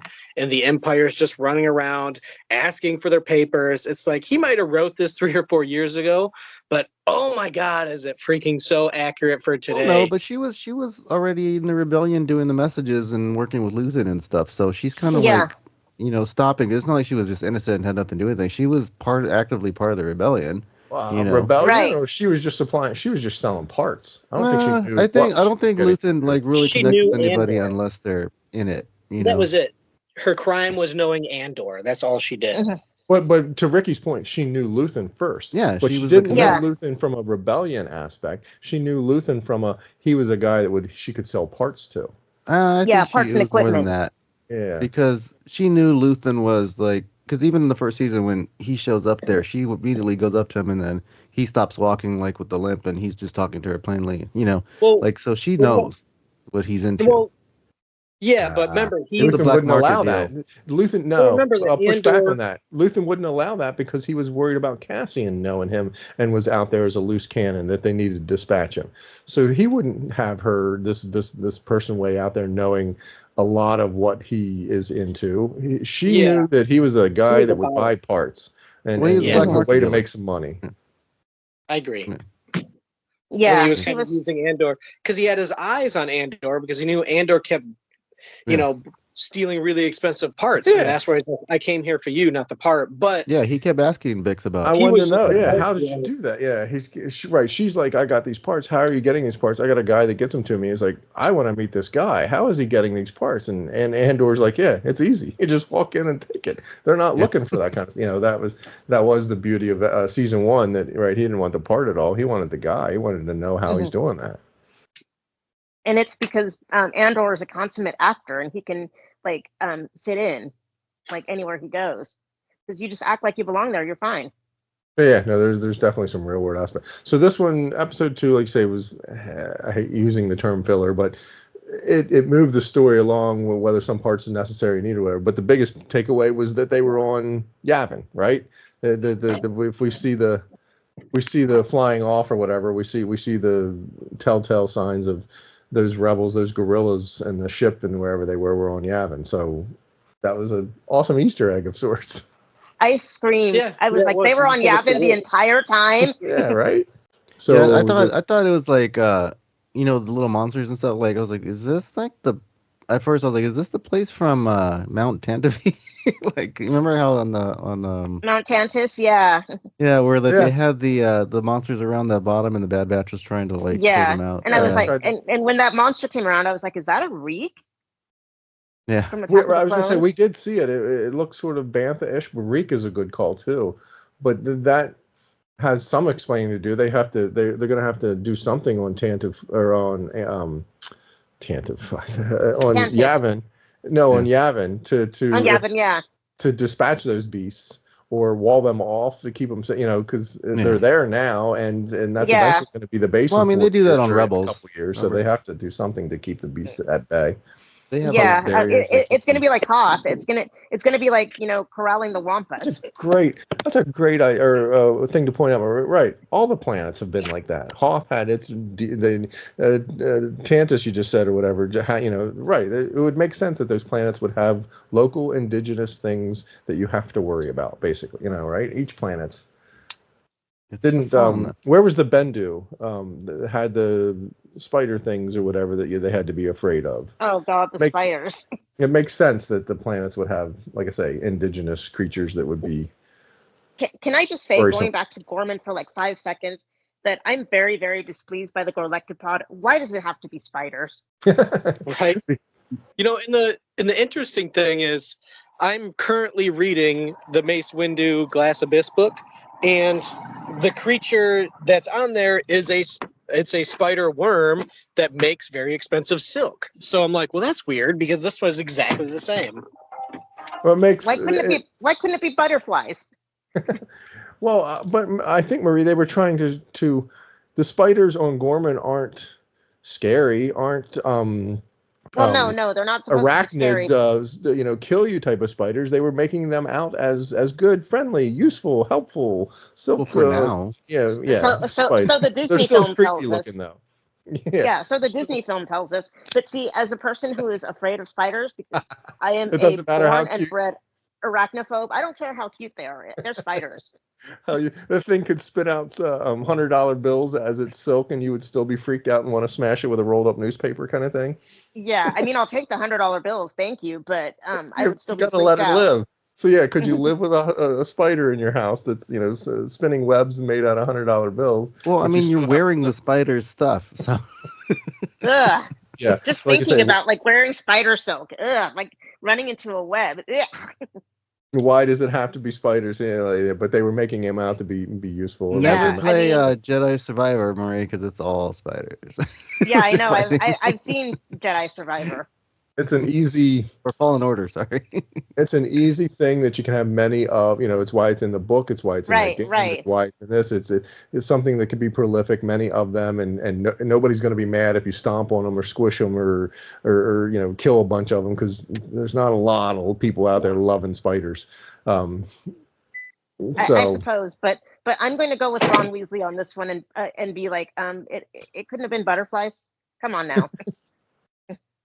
So episode 3 was the kind of culmination of everything coming. Andor escapes the bad guys, or not bad guys, but the guerrillas. He was on his ship, found a way to free himself and take off and get out of there. He was in hyperspace, or no, he was just floating in space. Oh, I guess he made communication, right? So he wait, turned on his comms. Is Gormanda from the holiday special from Gorman? The cook with the 4 arms, because she half spider then. And half God. She has 4 arms. Never mind. Okay, so Steven, what's the next? I guess we need the recap. Yeah, I'm getting ahead of it. Yeah, we need the recap first. Yeah, let's recap it and then we'll. Episode, he was watching soccer or something. No. Episode 3, Harvest. Right, so Cassian makes contact with Kana Markey, as in Luthen's right hand, and is able to ascertain the danger his friends are in on Minoru. Deirdre and Cyril host Cyril's mother, Edie, for dinner. We already covered this, during which Edie repeatedly belittles Cyril, prompting Deirdre to forcefully establish limitations on his mother. It was episode 3. Oh, okay. Yeah, apparently that was in episode 3. Kind of. Anyway, we covered that. On Chandra, leader is married to Staken Scoldron as arranged, and the ceremony is followed by a reception party. As the Ferrex expats prepare to leave Minoru, Imperial officer Lieutenant Crow attempts to rape Bix, but she kills him after a bloody altercation. Yes, indeed. As the conflict spirals further, Brasso is killed by a stormtrooper, but Cassian arrives in a TIE Avenger and kills the Imperial troops. Cassian, Bix, and Will flee on the TIE Avenger. Having been unable to come up with a price to ensure Tay's silence, Luthen informs Mon Mothma he has decided to have him killed. Well, this is all a bit incinerated, isn't it? Mothma sorrowfully drinks and dances while Fel watches Kolma get taken away by Cinta. So we kind of covered all this already. They've actually not come up with a price. They just hadn't actually got to the meeting yet on that. Yeah, they didn't have the meeting. She's like, well, we're going to talk about it. And he's like, we don't got time to talk about this. This dude's going to run his mouth. Like, we need to silence him now. Yeah, we're not leaving any sense at all. You're not going to handle it. I'm going to handle it. I was wondering what the number was they kept referring to. They're like, give him the number. What's the number? And I was like, what number? So I guess this recap is saying that it was the 17. number is a payoff number, because I was so confused because they just kept saying the number, and I'm like, what number is going to work? It's I don't know if it was so much a payoff number. I thought it was what number. What do you need to keep calm your problem? Well, I don't even see it as much money. It was what money to take. Wants to take. What do you need to settle your debts, or keep things so that you're not compromised? I never took it that Tay was sort of no. He wanted to get paid in payments, for his. I didn't take that. I'll rewatch it. I didn't take that at all. You haven't watched enough gangster movies, Ron. He needed money, and they saw that as a potential compromise. That he wanted to take. He wanted something to keep him happy. Because Mon didn't even think she was being extorted. She thinks she was just, he needed a number to settle his debts and keep things happy. No, she knew. That's why she was worried the whole time. I think that's part of why she was worried, because she's like, I can't believe he's doing this, and how am I going to handle this? When did she say that? Yeah, I don't think she says that. Am I compromised? She probably doesn't say that, but she's probably thinking it the whole time. Like, is he compromising me? What's going to happen here? Like, no, because that makes I'm going to push back on that again, because that makes her decision, or that makes the decision of dispatching Tay would be easier in her mind, because it's tit for tat. If he's going to extort me, then we have to dispatch of him. She's not a vindictive person like that, though. So she's not vindictive, though. Versus this other scenario of the realization of he could be compromised because he's in a bad position, that he could be a threat to all of this. And that's why Luthen's going to do what Luthen needs to do, because it needs to be done. It's not because he's extorting us and we got to take him out before he can take us out. Because they've had such a separation potential threat between her and them being the money people and the numbers, and then Luthen having boots on the ground with people. Like, the rebellion's been clean for her. Now it's the lines are starting to get blurred, so now she's starting to freak out because, like, crap, I'm in it now. Like, this is how it works. This is war now. So I think that's part of adding to it, and that, unfortunately, that's losing her friend is part of, it's again part of the sacrifices that we have to make. Which I think that's why she's okay with it in terms of the blind eye, because he was trying to extort her. Well, I think the clue is the number. They keep saying, "What's the number?" And then he says he's talking to Skolin. So I really think he was going to flip sides because his life is suffering because of him helping Mon. He got a divorce. Remember, all of his stocks are going down, and he's just like, I didn't want to get this in depth with it. And then he keeps looking lovingly over at Skolin. And Mon didn't realize it, but like you said, Luthen did. So I really think he was going to flip sides on everybody. Yeah. And Luthen knows the deal because he went in. That's like, she was kind of like taken aback. Like, you know him, Like, what are you doing here at the wedding? Yeah, that's why I think he was turned. So Luthen knows. He was spying on him. Luthen was with Skolden, not with Tay. Yeah, no, I know. Yeah, he was with Skolden, but she didn't know how he knew Skolden. She didn't even know that much of it. And she is trying to keep he knows that Skolden knows that she needs money, but he doesn't know what she needs the money for. What do you guys posit? Skolden doesn't know Luthen bad guy. Skolden just knows Luthen art dealer. Yep. Right. That's true. That's true. It's just a coincidence. And Luthen's whole thing is it's no coincidence. He got in there Luthen to spy on them. Skolden, yeah. Luthen was the keeping track of what's going on. So Luthen knows more about it than he told Mon. Like, he knows, like, the whole deal. He probably knows that it was a whole setup to get her compromised. Like. But no, Luthen does. When does Luthen learn about Tay? He learns that from Mon. She tells at the him, wedding, but he's not surprised. He's not surprised at all about that. He's not surprised. He knows where the money's coming from. I think he is, because I thought there was a scene where she was like, or he's kind of like, or the both of them are like, well, would he flip on you? Would he turn you? And she's like, no, he's my best friend. But Luthen's like, yeah, that doesn't matter in this scenario. That people will turn.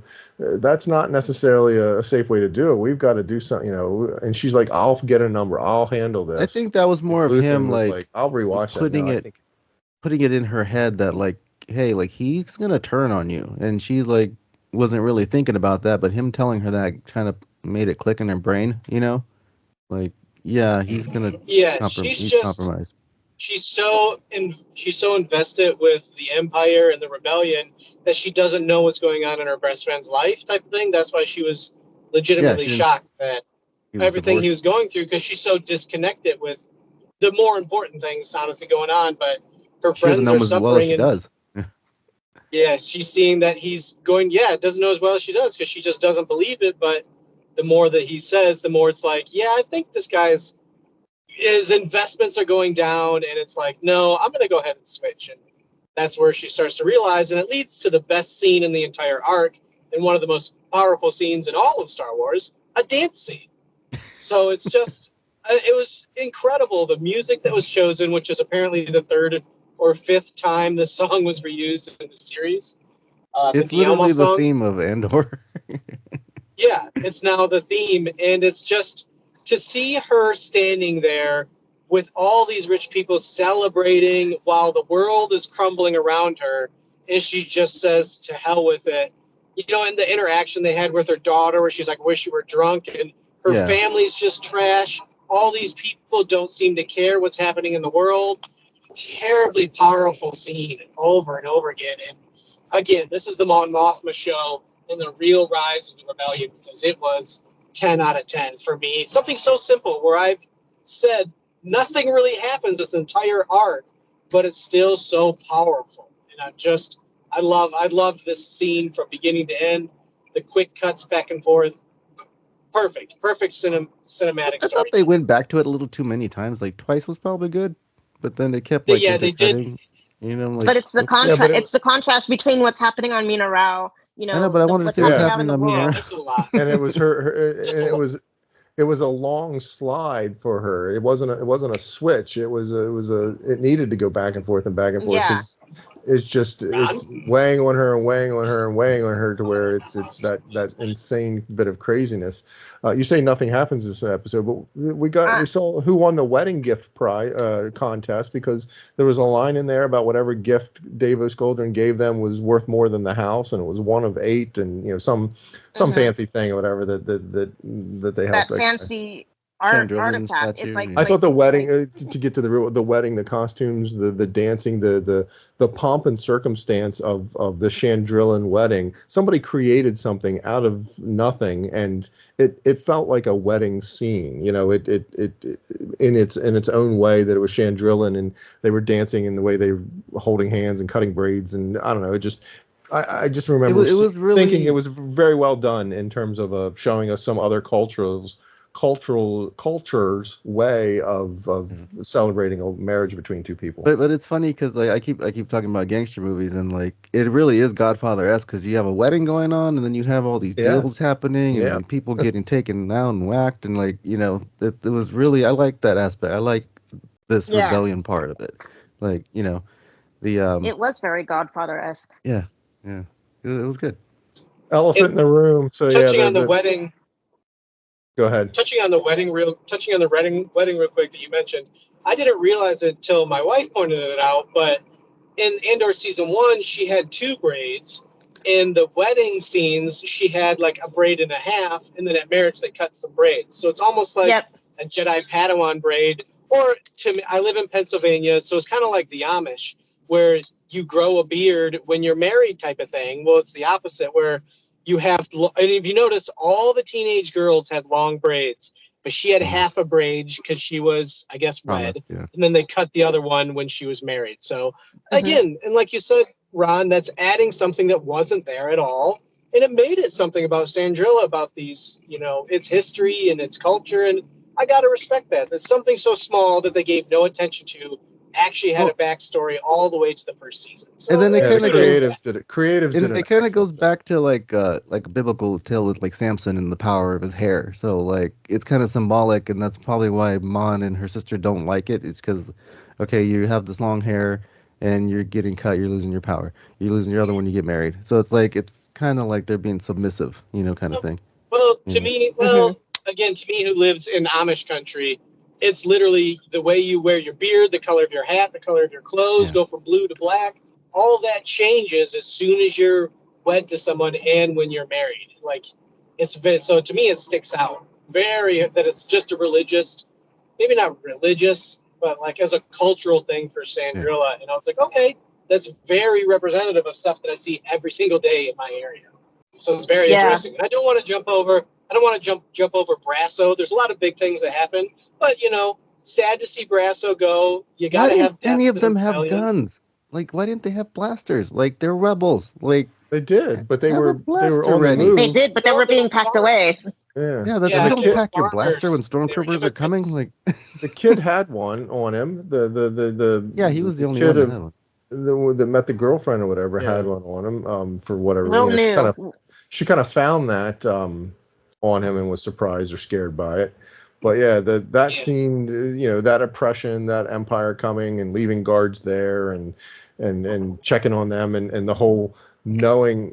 I mean, that's real world-esque as well. Kind of like you were talking about the Nazis and the meeting that they have, that where the bad guy is there knowing your papers are false, or knowing that you shouldn't be there, that you're visiting or whatever, and taking advantage of that situation. It's an unfortunate aspect of the human condition that is a male with that power and a female in that position type of thing or whatever. And it doesn't have to be male or female. It could go the other way in this day and age, but just it was a real world sort of construct put in Star Wars that shows the grittiness of how all of this can, you know, affect and how all this goes down. I just didn't understand how, like, the troopers were in the Imperial. They weren't just like taking anybody out. Like, they were kind of sitting there back and forthing with people. I'm like, why wouldn't they just? They like, need okay, them. you're If done. you take all those people out, who's going to do the harvest for the food that you need for your army? So they had to check papers and keep up with things, whatever. But they can't go take. They only want to take out the people that run, that truly were with.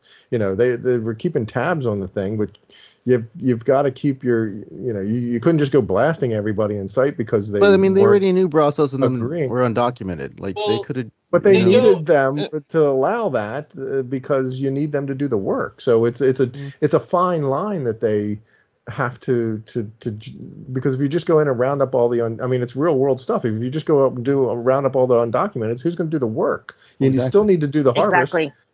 So it really was a real world a lot of real world stuff in this episode, because the assault on Bix is very real world, that armies and bad guys take advantage of situations like that or whatever. It was tough to watch. That but was it was the thing necessary. that got me. It's very necessary, because that's the things that happen all the time. Like, oh yeah, I'm willing to overlook it if you I just didn't get why she was telling the other Stormtrooper or Imperial guy like what he was like. He completely tried to rape me. Like, he doesn't care. He's a bad guy too. Like, they're not gonna justify it. They're just gonna like shoot you. They're all bad guys. I don't think you're expecting anyone to be rationally thinking in that moment and what just transpired, Ricky. So yeah, she's just out there and screaming what just happened. That's another human being across the wheat field there, whatever. Right? It's a bad guy, and watching it and everything is just like, yeah, he's not going to care. That's easy to say for us watching, but in that moment and what's just transpired for her, yeah, no, she's just like, help me, help. I just wish they didn't split up so much. They should have just stayed together. Like, I don't know. They left themselves really vulnerable. They let themselves. Well, no. Yeah. The Empire caught them off guard too, so don't forget that. Not really, because they knew they were packing coming. up.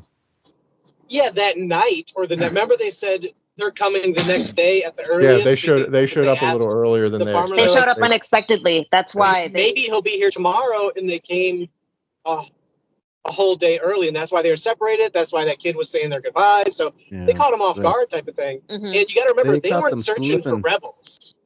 Yeah, they weren't searching for rebels. They were searching for immigrants. Like, they were just doing an audit. They were just doing an audit to see what was there and make sure the harvest was happening and all that. They wanted papers. They were going from place to place searching for papers. Yeah, they specifically talked about that stuff, where it's like they said you don't have your papers here to be on this planet. So it's literally the immigrant stuff. So it had nothing to do with rebels. It was a person in a position of power that works for a terrible agency trying to take advantage of a person. And it was like, a person that's in the a elephant situation. in the room. And that's why they've really come to show how terrible the Empire is. And in the real world, that's why I just refuse to wear anything empirical related now. Like, because while it may be fiction, they're modeled after real world terrible people. Like, if I'm going to wear a shirt, it's going to, while I'm wearing like your avatar is literally a Stormtrooper helmet, right? I'm gonna switch that to the Stranger down the road. That's but, that is a storm. Is a red storm.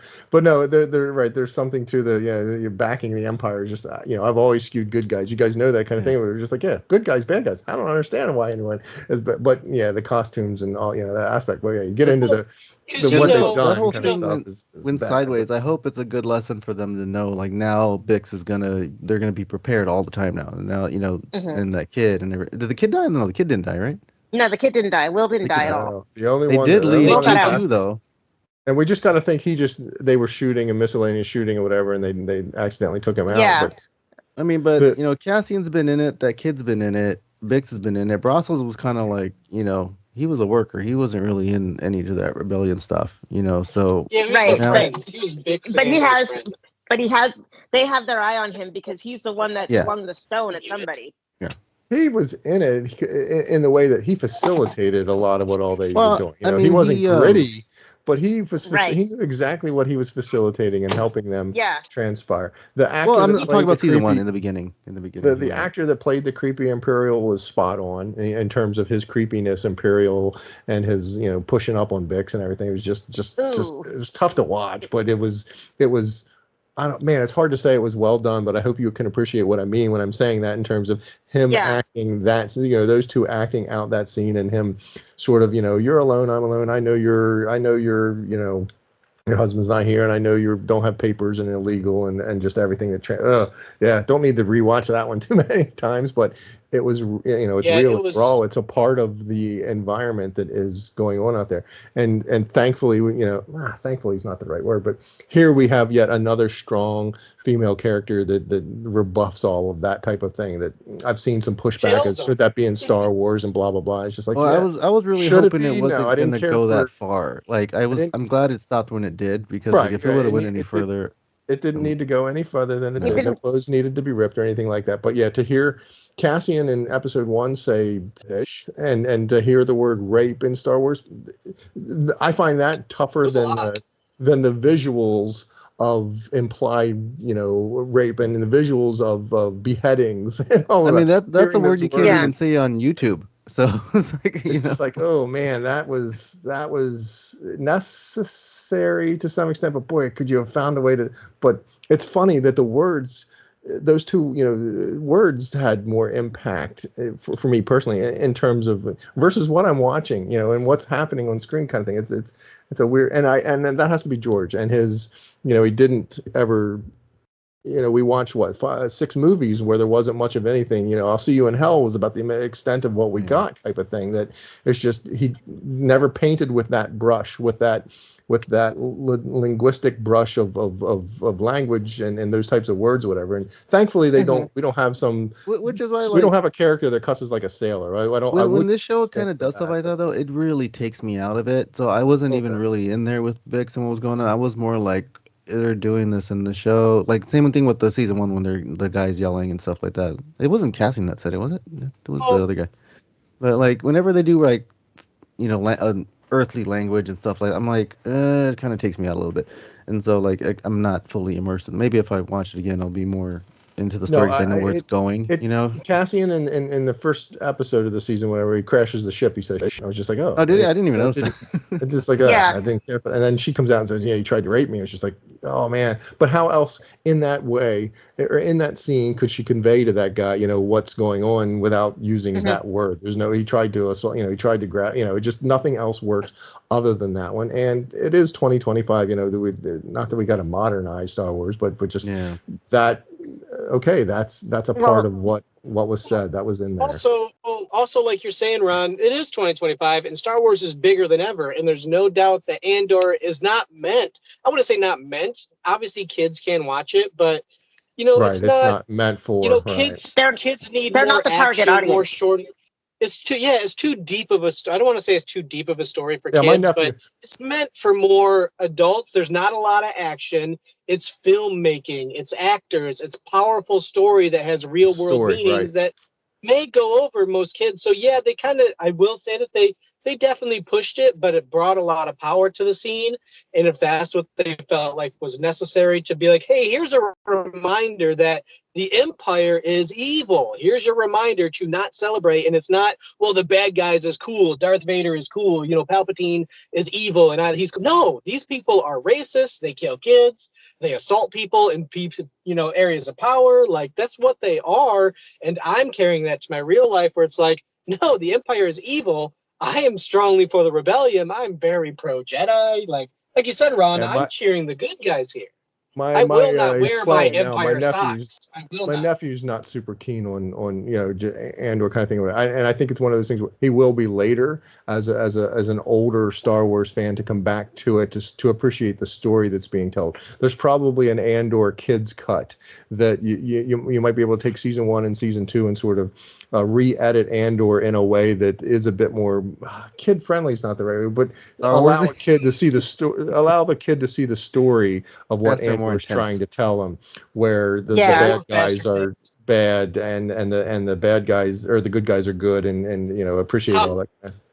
It's faster paced, more intense. Like that's what they were going for like the kids stuff, and that's why the prequels are so good, because that's why they're still loved by kids today, even kids born after the prequels, is because it's so fast and there's so much action, and that's why kids love it. When you get to deeper stories, kids are harder to get with something like Andor. Quick side tangent, 20th anniversary of ROTS, and I've seen it Thursday night and Saturday night, and both nights were well attended. And yeah, those kids that saw it 20 years ago, the audience that I watched it with or whatever, yeah, that group of fandom really appreciates the prequels, because there was hooping and hollering, there was cheering and clapping during different scenes. Hello There got a huge round of applause, unexpected, you know. And they didn't clap during the Younglings thing, did they? During my Saturday night viewing or whatever, that Hello There got this huge, you know, it's memeable or whatever, but I was just like, wow, why are we applauding that? But I'm all for it. Heck yeah. So it is. There is, those kids appreciate that sequel or prequels and what they bring to the story, that faster, more intense. Andor isn't that, but it is still Star Wars story that's being developed and put in front of us. And I'm going this afternoon. We're going to go watch it today. And I've enjoyed. I was happy to have the opportunity to go see that. It's good. Ron, I had to switch. We were going to go see it last night, but there was no good seats left in the theater because it was pretty much full. So we're going today. Yeah, I had to score 5 seats for friends and family for Saturday night. It was a little dicey, but thankfully I was able to make it happen. Yeah, fight them off. The seat's saved. The seat's saved. Well, ours is assigned. You know, you buy your tickets ahead of time. It's assigned seats. Oh, you got a fancy theater. Yeah. All the theaters do that here now. It sucks. I like waiting in line. All theaters do that. We've got a gorgeous thing. Hey, back to the Andor. Sorry, I lived 20 years ago. Ryan's theater runs by crank because they have to crank it behind the building. We literally just got. My theater literally just got cup holders about 5 years ago. I thought you were gonna so say don't popcorn. tell me I get to assign my seats. Like, whatever. I see that like in Pittsburgh, Do they or recline? some big city. Do you got They D-box lean. there? What's a D-box? Where it vibrates and moves with you when the that's big city stuff. We don't have that. Do you get the big comfy chairs? Hey, let's wrap this up. The end is, I put it on a tangent. That's my bad. The end of episode 3, and the stormtroopers walking through the wheat field and the Cassian flying overhead. The action, if you will, that ends episode 3 was beautiful. I mean, we have a new environment. It's not space. It's a tie in atmosphere. You're shooting it. I remember there was a scene in the targeting computer targeted each clone trooper. Targeted each stormtrooper. Had a little like targeting thing around each guy running in the field. I thought that wasn't working. Kind of weird or clever. He doesn't know how to shoot or how to fire, so he just spraying all kinds of fire down on the ground to take him out. I'm not sure that how he quite knew who to be shoot. I mean, I guess the transport and the white of the stormtrooper kind of gives it away, but he doesn't know what's going on down there necessarily, right? Did he have a communication with? No, he just knows. No. Yeah, he's just showing up. No, didn't they tell him that he knew that's why he went there, because he got that warning that they were gonna go. They were coming for us. Yeah, they did make comms he's with in somebody. space. That computer doesn't know the difference between people. It could be a farmer running. It could be a stormtrooper. That computer's just locking on to everybody and destroying. I was like, wait a minute. That's why I was wondering, like, who killed Brazos? Did he kill Brazos, or did the troopers kill him? Because he threw that rocket down, everything exploded. The troopers like, did. It was definitely. But how he knows the trooper. This gets the to my point. How trooper. he knew when he's flying, when he's up in the air and he sees the smoke from a Brazos speeder bike or whatever, how does he know that that's somewhere he has to go and check on in Brazos? But we need the story to move along, so he has to run and go check on it, whatever. But ultimately, what I want to get to what I wanted to get to discuss, because we're running a short time aspect of he left. They had to, because they had to get out of there quick, but they left Brasso. It's collateral damage. It speaks to the Cassian in the bigger picture and all of that, but they could have easily grabbed him and brought him with them, kind of thing or whatever. But they had to get out of there right then and as quickly as they could. They had to get out of there, and how are they going to get rid of a body? It was just that's his friend. It's adding weight to what this Andor show is about, that he has to be doing what he's doing, and that juxtaposition of that sacrifice or that action, and coupled with what's throwing down on Chandrilla. Ron, I think we're used to, like, in the OT, every time somebody died, you had Kenobi like, oh, let's bury their bodies or let's burn them, whatever. They did that a lot. These aren't Jedi, so they have a different You well, know? yeah, no, it's just war and it's just everything. Yeah, anything you use, we can't no man left behind sort of mindset, but they had to get that TIE fighter the heck out of there. They had to get it out of there because if any of those Imperials figured out that was their prototype, that would have. I mean, he was jeopardizing his mission to go there and save them, so he was like dip in, dip out. Yeah, because there was a lot of moving pieces to that. There was a line, or there was something too, where the stormtroopers of the Imperials like that's a TIE fighter. That they were surprised to see it there. See, but all those people are dead now, so they didn't recognize it as a test pilot or test tie or anything. They just recognized it as one of theirs. Yeah, like what's that doing here?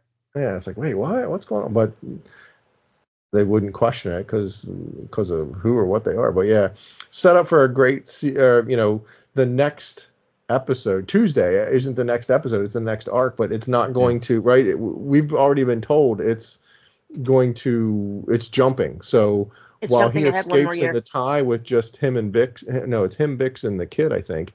Him, Bix, and Will. And yes. But the next episode isn't going to go from there. It's going to be moved ahead. The weddings happened. I guess we're going to find out that Tay has been dispatched. And maybe we learn of the fate of that TIE fighter or what they do with it or whatever. But that we're going to be closer to the Battle of Yavin, right? This was 4 years. The next one's going to be, I'm speculating, is going to be maybe the Rebel, the Mon and capturing her or what, could be 2 years out. Regardless, it's going to be. I'm looking forward to settling in and watching the next. I did have a tough time watching all three at once. It's an hour and a half, almost 2 hours. It's a movie, and it doesn't drop for me until 9. It does make for a tough getting them all in for sure, completely. But I'll take it. It was beautiful. I loved it. Yep, can't wait for this coming week. So now to talk about Celebration, right? Yeah, we might have to table that one for another section at some point in time. Valid point. There was a lot. There was a lot. I mean, it was a celebration. It's gotten a bit formulaic over the years, but it was a lot. We can probably we'll probably say because by the time this comes out, these events are probably going to be over. So Monopoly Go was announced to have a Star Wars thing. We're all playing it right now. Do they? To prep. So that starts on the 1st, right? May the 1st. Yeah, May the 4th coming out. Lego's dropping a bunch of stuff May the 4th. And Fortnite is having the Star Wars season start on Friday. So it's going to be all Star Wars themed. So check that out. I'll have to cover the Is it Friday, May 1st? No. Second. Friday's May 2nd. So yeah, we'll definitely have to have a Senate session covering all the goodies and goodness out of Celebration.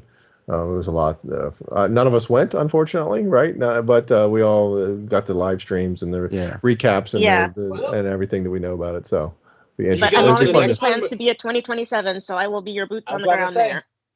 Next one's at California. We might have people there. So yeah, no, definitely have an opportunity. I will definitely be there. I don't know about Ricky, but if any of you guys want to join me, I am more than happy to do that.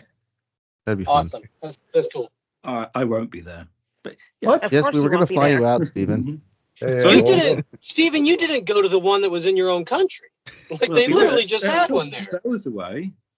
That was 10 years ago. Hours. I went to that one. Not the last London one, right? The last one wasn't in London. No, the one before that. 2016 was in London, and I went to that. So why you can't come to California is beyond me, Stephen. Well, it'd probably be quicker. Okay. Well, yeah. Well, I don't know. We think. I'm just waiting for them to invent teleporting, but just don't seem to. Well, to Ryan's point, you didn't go to the one that was there, but you said how far away was it when it was in Europe, in England? In London, wasn't it? It was in London. But I think I'm closer to LA than he is to where it was at. Okay, so yeah, while he's over the pond and we think of him as our English chancellor, they're right. Yeah, it was still kind of far away for him to get to, so we'll give a bit of a pass there. Thank you very much. Wasn't Celebration in 23 though, in London, or was Celebration 23? No. Yeah. There was a recent one. It was not the last one. The one before that. 23, I think, was in Orlando, wasn't it? No, Chicago. Chicago. Okay, yeah, I should have gone to that one. I thought it was. I thought there was a recent one too. Regardless, we were already doing the podcast already. The next Senate session, we'll talk about Celebration, which is going to be a challenge because we will also have then Andors to talk about. So we've got to figure out our Senate. Maybe we'll have to do a separate one. Maybe the rest of the year. And we'll have Tales of the Underworld and stuff. Oh yeah, that comes out too. Yeah. Yeah, this one is the delayed one. Yeah, So. this one's But yeah, way we'll behind. touch it next time, and then Anyway. double up on Andor. Yeah, so just a little bit of trivia, because I didn't pick up it in the first season of Andor, but do you guys know? I picked up in this season, like Brasso. I mean, that means something completely different here in the UK. Does Marie know? Brasso? No. You've heard of Brasso? Never heard. I'm just posting the picture in the chat group. That's great for a podcast. Brasso. Well, yeah, no, we have that. Oh. To clean brass. Or we To knew clean that. brass, yeah, we have that. It's like, a metal polish. I guess to your point, Chancellor, it's like naming somebody Windex, right? Or Windex is. But, mate, Windex is a window cleaner, and Brasso is a. But I don't think it's with two S's. Is the character with two S's? Yes, it is. Is it? So they literally named him Windex. Yeah, Great Britain's number one, Brasso. Yeah. Well, Brasso, like brass cleaning. It's hard. He's a metal polisher. Come up with a character, Star Wars character name. Hey, on that note, Celebration. That's a Schindler's List reference. The best news out of Celebration, I am canonized in Star Wars. My nickname. Oh, yes. The one game, I don't even know what it is. This is how bad but something, and somebody mentioned, and I had to rewind it, and then I turned on the closed captioning to confirm what I thought I heard. But I am not a man, I am a system. That some game or something is taking place in the KEPI system. It's KHEPI. But yeah, some game or something is having something in the KEPI system. I was tickled to hear that I had to, like I say, I had to rewind it, turn on the closed caption to make sure I heard what I heard. But I'm what's the line? He's not a man, he's a system. Man's not a system, he's a man. He's a man. KEPI's not a. Well, I don't like to show off, but I'm actually a character in Star Wars. Don't say it here on the podcast, everybody, because it's my real surname. But I am Marie knows I am a named character in Star Wars. Are you? I thought your name was Steven. What the heck? No, Why do you guys keep using fake names and I'm using my real name? I'm using my real name. All you guys, I don't even know who you are. I'm using my real name. Anyway, you know who I am, Ryan. We can't talk about. Or we don't know what it is. We don't talk about Bruno. So Marie knows. We've had this conversation before. Anyway. Well, we're going to have it another time then, because it's about time to wrap. Yeah, let's crack on where we're cracking on to. Well, we didn't have do you have a trivia question up your sleeve, Chancellor? You didn't give us I did have one, but we haven't got time for it. What do you mean we haven't got time for it? You ask it and we'll give you an answer. Supposed to go. Well, no, I was gonna ask the question about in the third episode in the harvesting. I was trying to find something that I could ask. I was going to ask you when Andor fires the torpedo on that Empire truck that's going through the cornfield and stuff. I was going to ask you how many stormtroopers are on the truck. Oh, that's a good one. No clue. Totally that's guessing. A good one. No clue. 4. That's what my guess. What's the number? 4. I'll give you a clue. It's a number. It's less than 10. Was it 4 is Ryan and Ron's guess. Mm-hmm. I'll say 5. Ricky? Oh, Ricky had the jet, I think. So Ricky would say 6, a full battalion or whatever. I don't know my military. So yeah, what's the answer? Full range. Well, yeah, you think there was 6 persons on it and a driver, but there's actually only 2 stormtroopers. Oh wow. Oh, okay, well. The others were like officers or. Well, I haven't seen episode 3 of Andor season 2 500 times yet, so I don't know it. Don't know those trivia questions, but appreciate you digging a nugget out for us there, Chancellor. Yep. Okay. All right. Good. So thank you very much, everybody. So goodbye from everybody. So it's goodbye from Ricky, who can't reply because he's gone somewhere. Goodbye from Marie. Bye. Goodbye from Ron. Cheers. Stay safe, everyone. And goodbye from Ryan. Off to the club. Niamos. Later, everybody. Cheers, you guys. Good stuff. See you, everybody. And that's Ryan playing us out. Yes. Yep. And may the force be with you all. Bye-bye. Off to the movies. Going to see Revenge of the Sith. Goodbye, everybody. See you later.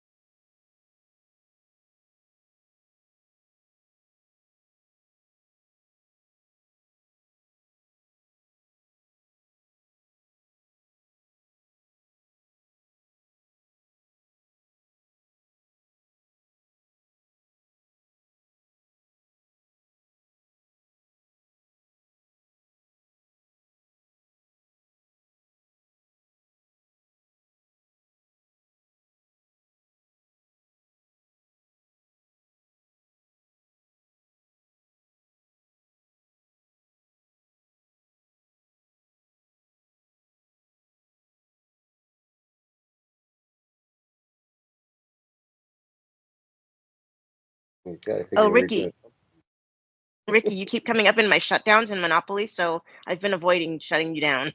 It does that. It makes you do the same person over and over. Like over and over. When you refuse, it'll give you the same person over and over. Like, come on. Yeah, I kept putting Steven like one day. I'm like, I'm not gonna attack you. You just keep doing it over and over again. Oh my god. I've been trying to bash Steven's Tokyo down, but I haven't managed it. I'm afraid to check mine. I was almost done. But I needed one more house. So like, we can't get through that game with the runes because it doesn't give you enough of those little game tokens to do it. It doesn't.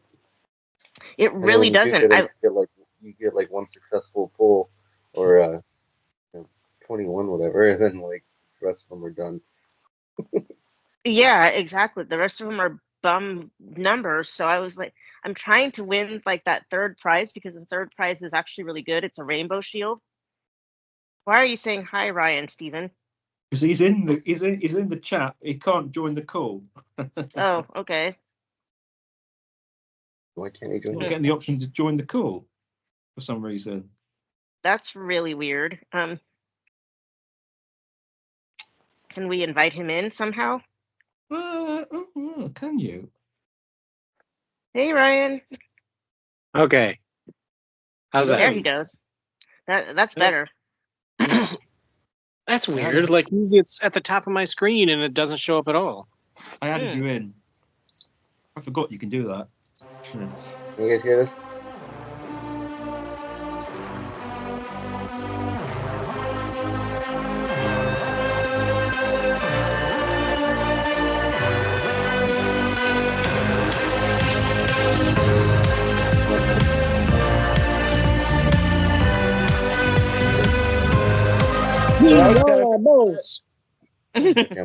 I couldn't hear you guys. Don't want to play that with Ron here. He might get he might find it erotic. Was it really loud or was it low? It was really loud. Were you guys talking during it? No, we weren't. Oh, okay. That's what I was trying to see if I could hear you guys. I didn't want to scream over it and wake the neighbors. We had about Me almost. And go low and low.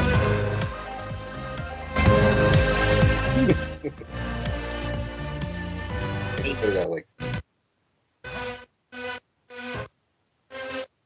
very low. Keep it low. What's that?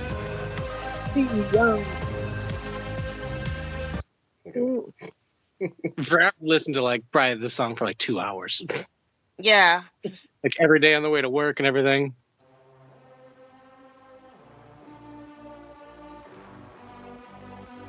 We listen to it out.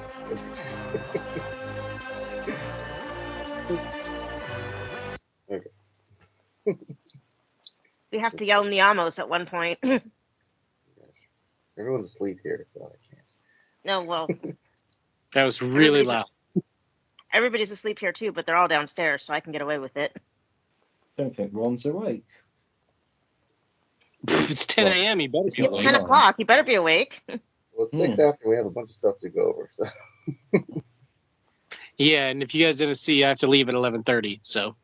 Yeah, I heard. I gotta go see Revenge of the Sith, man.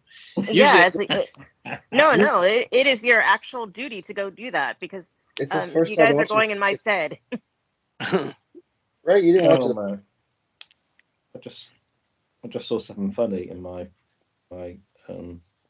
I just wrote it in the Facebook. I'm actually going to check. I thought it was funny anyway. Yeah, I'm actually going to check my my local theater schedule and see if it's on there because I can't believe that it's actually not. I mean, you guys check it. Like mine says that Monday's the last day, but I think a lot of people are saying it's playing till Wednesday. I only had it till Monday. That's weird. Well, I'm going to check and see. Yeah, it's not a very long engagement. I remember that the Phantom Menace wasn't very long either. That one actually did 7 days though, but this one was like short. Yeah, because I managed to go see Phantom Menace. I don't know what happened with this one.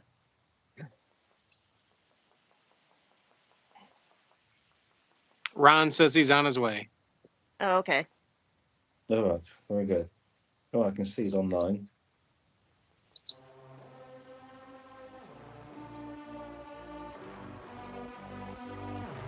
Get quiet with it. Really loud. Really loud still? Oh, absolutely. Like it overpowers everything at that level. Really loud. Okay, there. That's the lowest I can put. Yeah, there you go. It's just on the background. Yep, right here. It's in the background.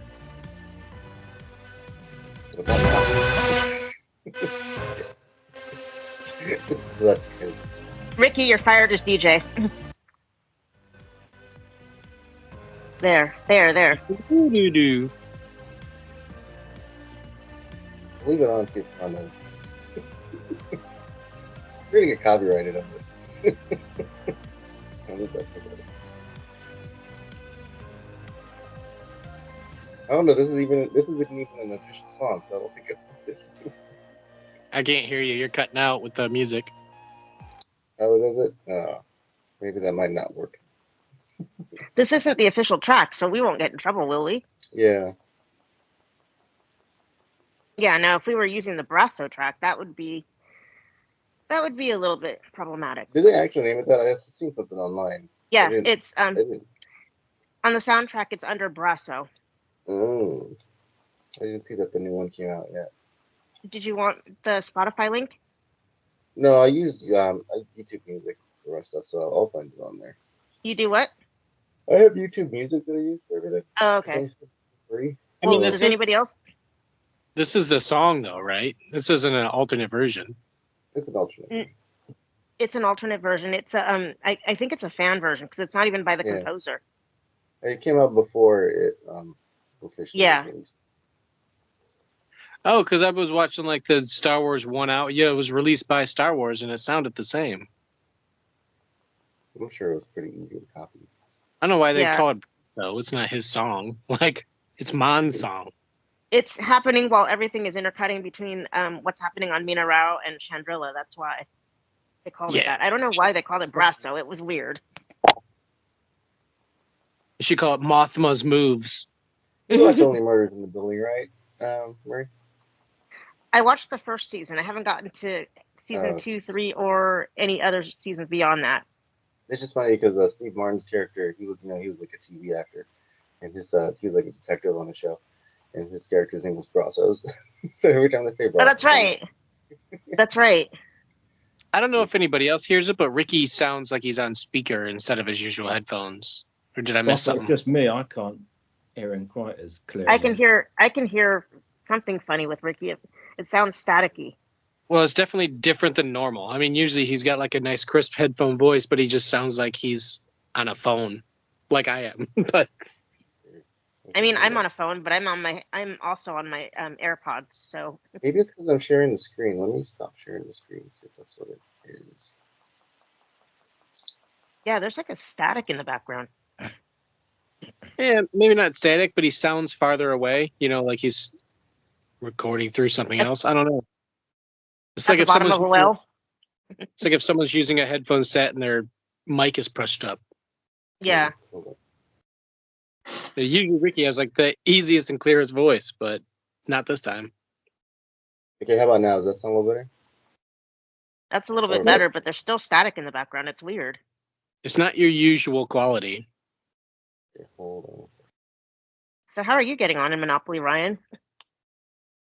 I'm doing okay. Okay, that's good.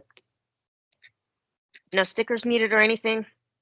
Yeah, I still need a bunch. I haven't completed any. Hold on, I'm texting Ron. I want to get his butt over here. Steven, send Ron a link like you did to me. He can't get on. He can't too. Oh, I'll add him. No, I just added him. Is he in? Do whatever you did for me. Oh, he's not in. He's not in Skype at the moment. Can't add him. Oh, I can now. He's just popped up in Skype. Why does it keep wanting me to bring him? I don't want to add him. I think he was looking at Teams. No, it says he's unavailable. Try again. It says he's unavailable. Is he actually in Skype, not Teams? He just said, "Oh, okay," because he says Teams, and I said no Skype, and he said, "Oh, okay." So he might How be about switching now? over. Yeah, I was confused about that too. I had to re-download Skype and re-log myself in. See, and I hadn't changed anything from what do you call it, to switch over to Teams because I was waiting. So I think that's why I didn't have any problems. But you guys probably able to do that. Yeah, you sound normal now. It was my I have like a switch speaker, over. right, that I use that has lights and stuff all over it. It was using that microphone instead of this one. Oh, Yeah. that's That's why I said bizarre. it just sounded far away or something. I can't add him at the moment. I don't know if I'm gonna make it with this Monopoly stuff though. Like, it's these constant like pop-ups, and now I'm getting Ricky's screen where everything's loaded all over it. I do not like that. Every time I get on, it's like, "Would you like to buy dice? Would you like to buy dice?" I'm like, "No, get your hell out of my face!" Like, Yeah, so- every time you log on, it's like that ad. Here, buy some dice. Here, buy this deal. Yeah. Here, do the progressive deals. I'm like, no, get out of my face. Just let me log on and play. I find it better on the iPad because the iPad, of course, is bigger and you have a bigger field of view and a less chance of clicking on something you don't want. But that interface is really, really cluttery. Yeah, it's like I'm playing Hunters now. It's super busy. Well, they've got to make their money somewhere, haven't they? Yeah, they've got to make their money, of course, and I get that, but it's just kind of annoying. Yeah, so I honestly don't even know if I'm going to make it towards Star Wars. Like, it's too much for me. I feel pressurized. Sometimes I just realize I've been staring at my phone for 5 minutes of a cat just running around a board, and I'm like, oh my, I don't know if I could. It's almost like it's taking too much time. There's Ron. Days. Yep. Hi. Sorry. I know. Just leave your board blank and then just wait until next week. Yeah, that's what I'm thinking. Because in case there's like a team thing, obviously you want to be part of the team unless, Maria ignores everybody again and it's only the two of us. But whatever. I didn't ignore you guys. It was like you didn't join my team. Peace out. Join my team or don't. At least she joined. No, she made us join. She invited us, and then she's like, "I'm not playing." I started down that path, and then you guys were carrying on so much. It was just like, oh my god, this sounds like a massive time suck. I do not need another one of those right now. I agree. I don't know if you heard, but I'm thinking about backing out because I spent a lot of time on it. I'm like, bro, I'm trying to read books. I got all sorts of shows to watch and stuff. I don't know if I got time to watch this thing run in circles. But I like the idea of picking on me. Like, it's getting too much. I do it like late at night when I have like nothing else. Yeah, I do it when I have like nothing else going on. Or like if I need a break from work, I'll play for like 2 minutes or whatever, but I don't let it like. You're rich in the game, so of course you're like, oh, I'm good. You got houses and money, and you're like, oh, look at me completing albums, and like me, Ricky, and Steven are struggling here on the bottom levels. Well, you guys just started. I was the same way. Yeah. But no, it's a lot. I mean, if there's another big team thing, I'll hang on for that. But man, this is getting to be. There's going to be big team things. It's coming. You're going to have to wait for May. You can always leave it for a little while. You might be a little bit broke when you get back, but you build up quickly. I'll hang around for the Star Wars thing, but then I'm out because I think it's just too much time, too much consuming and pop-ups and trying to get you to sign up stuff. And then I've read about people who have been in it for ages and they're just complaining about how really expensive everything becomes, and you can't afford to buy stuff and things like that. So I just thought, I just in the game expensive or real? In the game. No, in the game expensive. Yeah. No, really, because I'm in the trillions money wise. That's no fun. It's no fun after that point. Yeah, I'm in the trillions money wise, but it cost me $1 billion just to build a town. Oh hell. Which is why I build it up so that it doesn't get knocked down, because fixing it is going to cost me more money. Yeah, that's what I heard. And I just thought that's just ridiculous, really. I ain't bothered And with then the that. game doesn't give you enough to really compensate for that, unless you're doing like the once you get the albums finished and stuff like that. But how easy is that to do? It's not. Yeah, that's the thing. It's join groups for sticker albums, all these, what is it, the task with the card games, people just keep doing the treasure and not doing the game.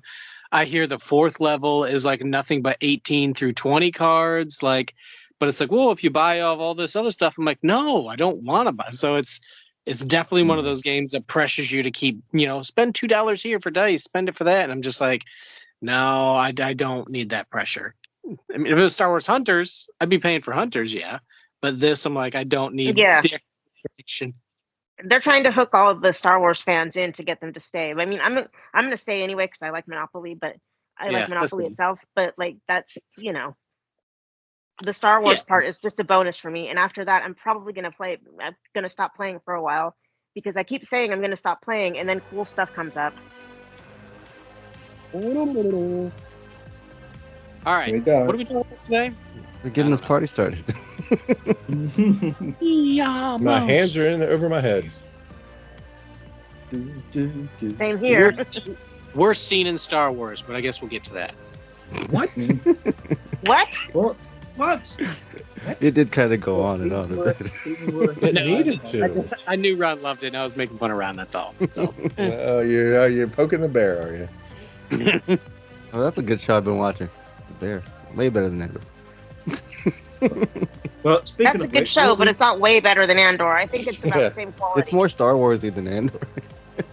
All right, so what order are we talking about things? What's we're doing the order here. Are we gonna do around the table, or are we just gonna do Celebration and Andor? I think we should just skip around the table because we have so much to cover.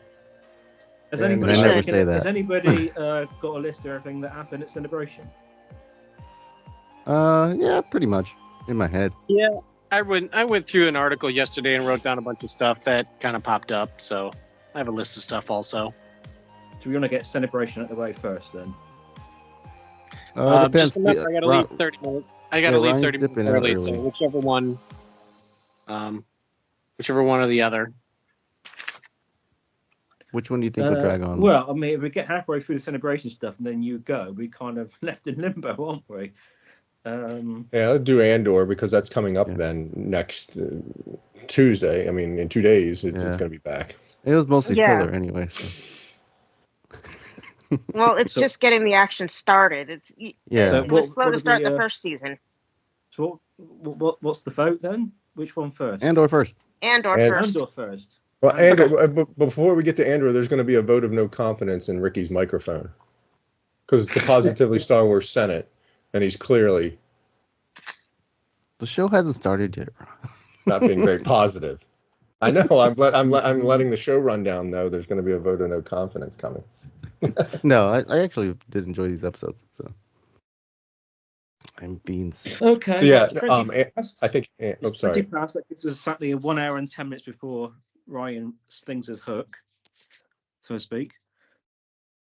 Let's get started. That's a. I'll have to dive into that next time. What'd you just say? Stings his hook? Slings his hook. Okay, we're 20 minutes behind. We gotta start.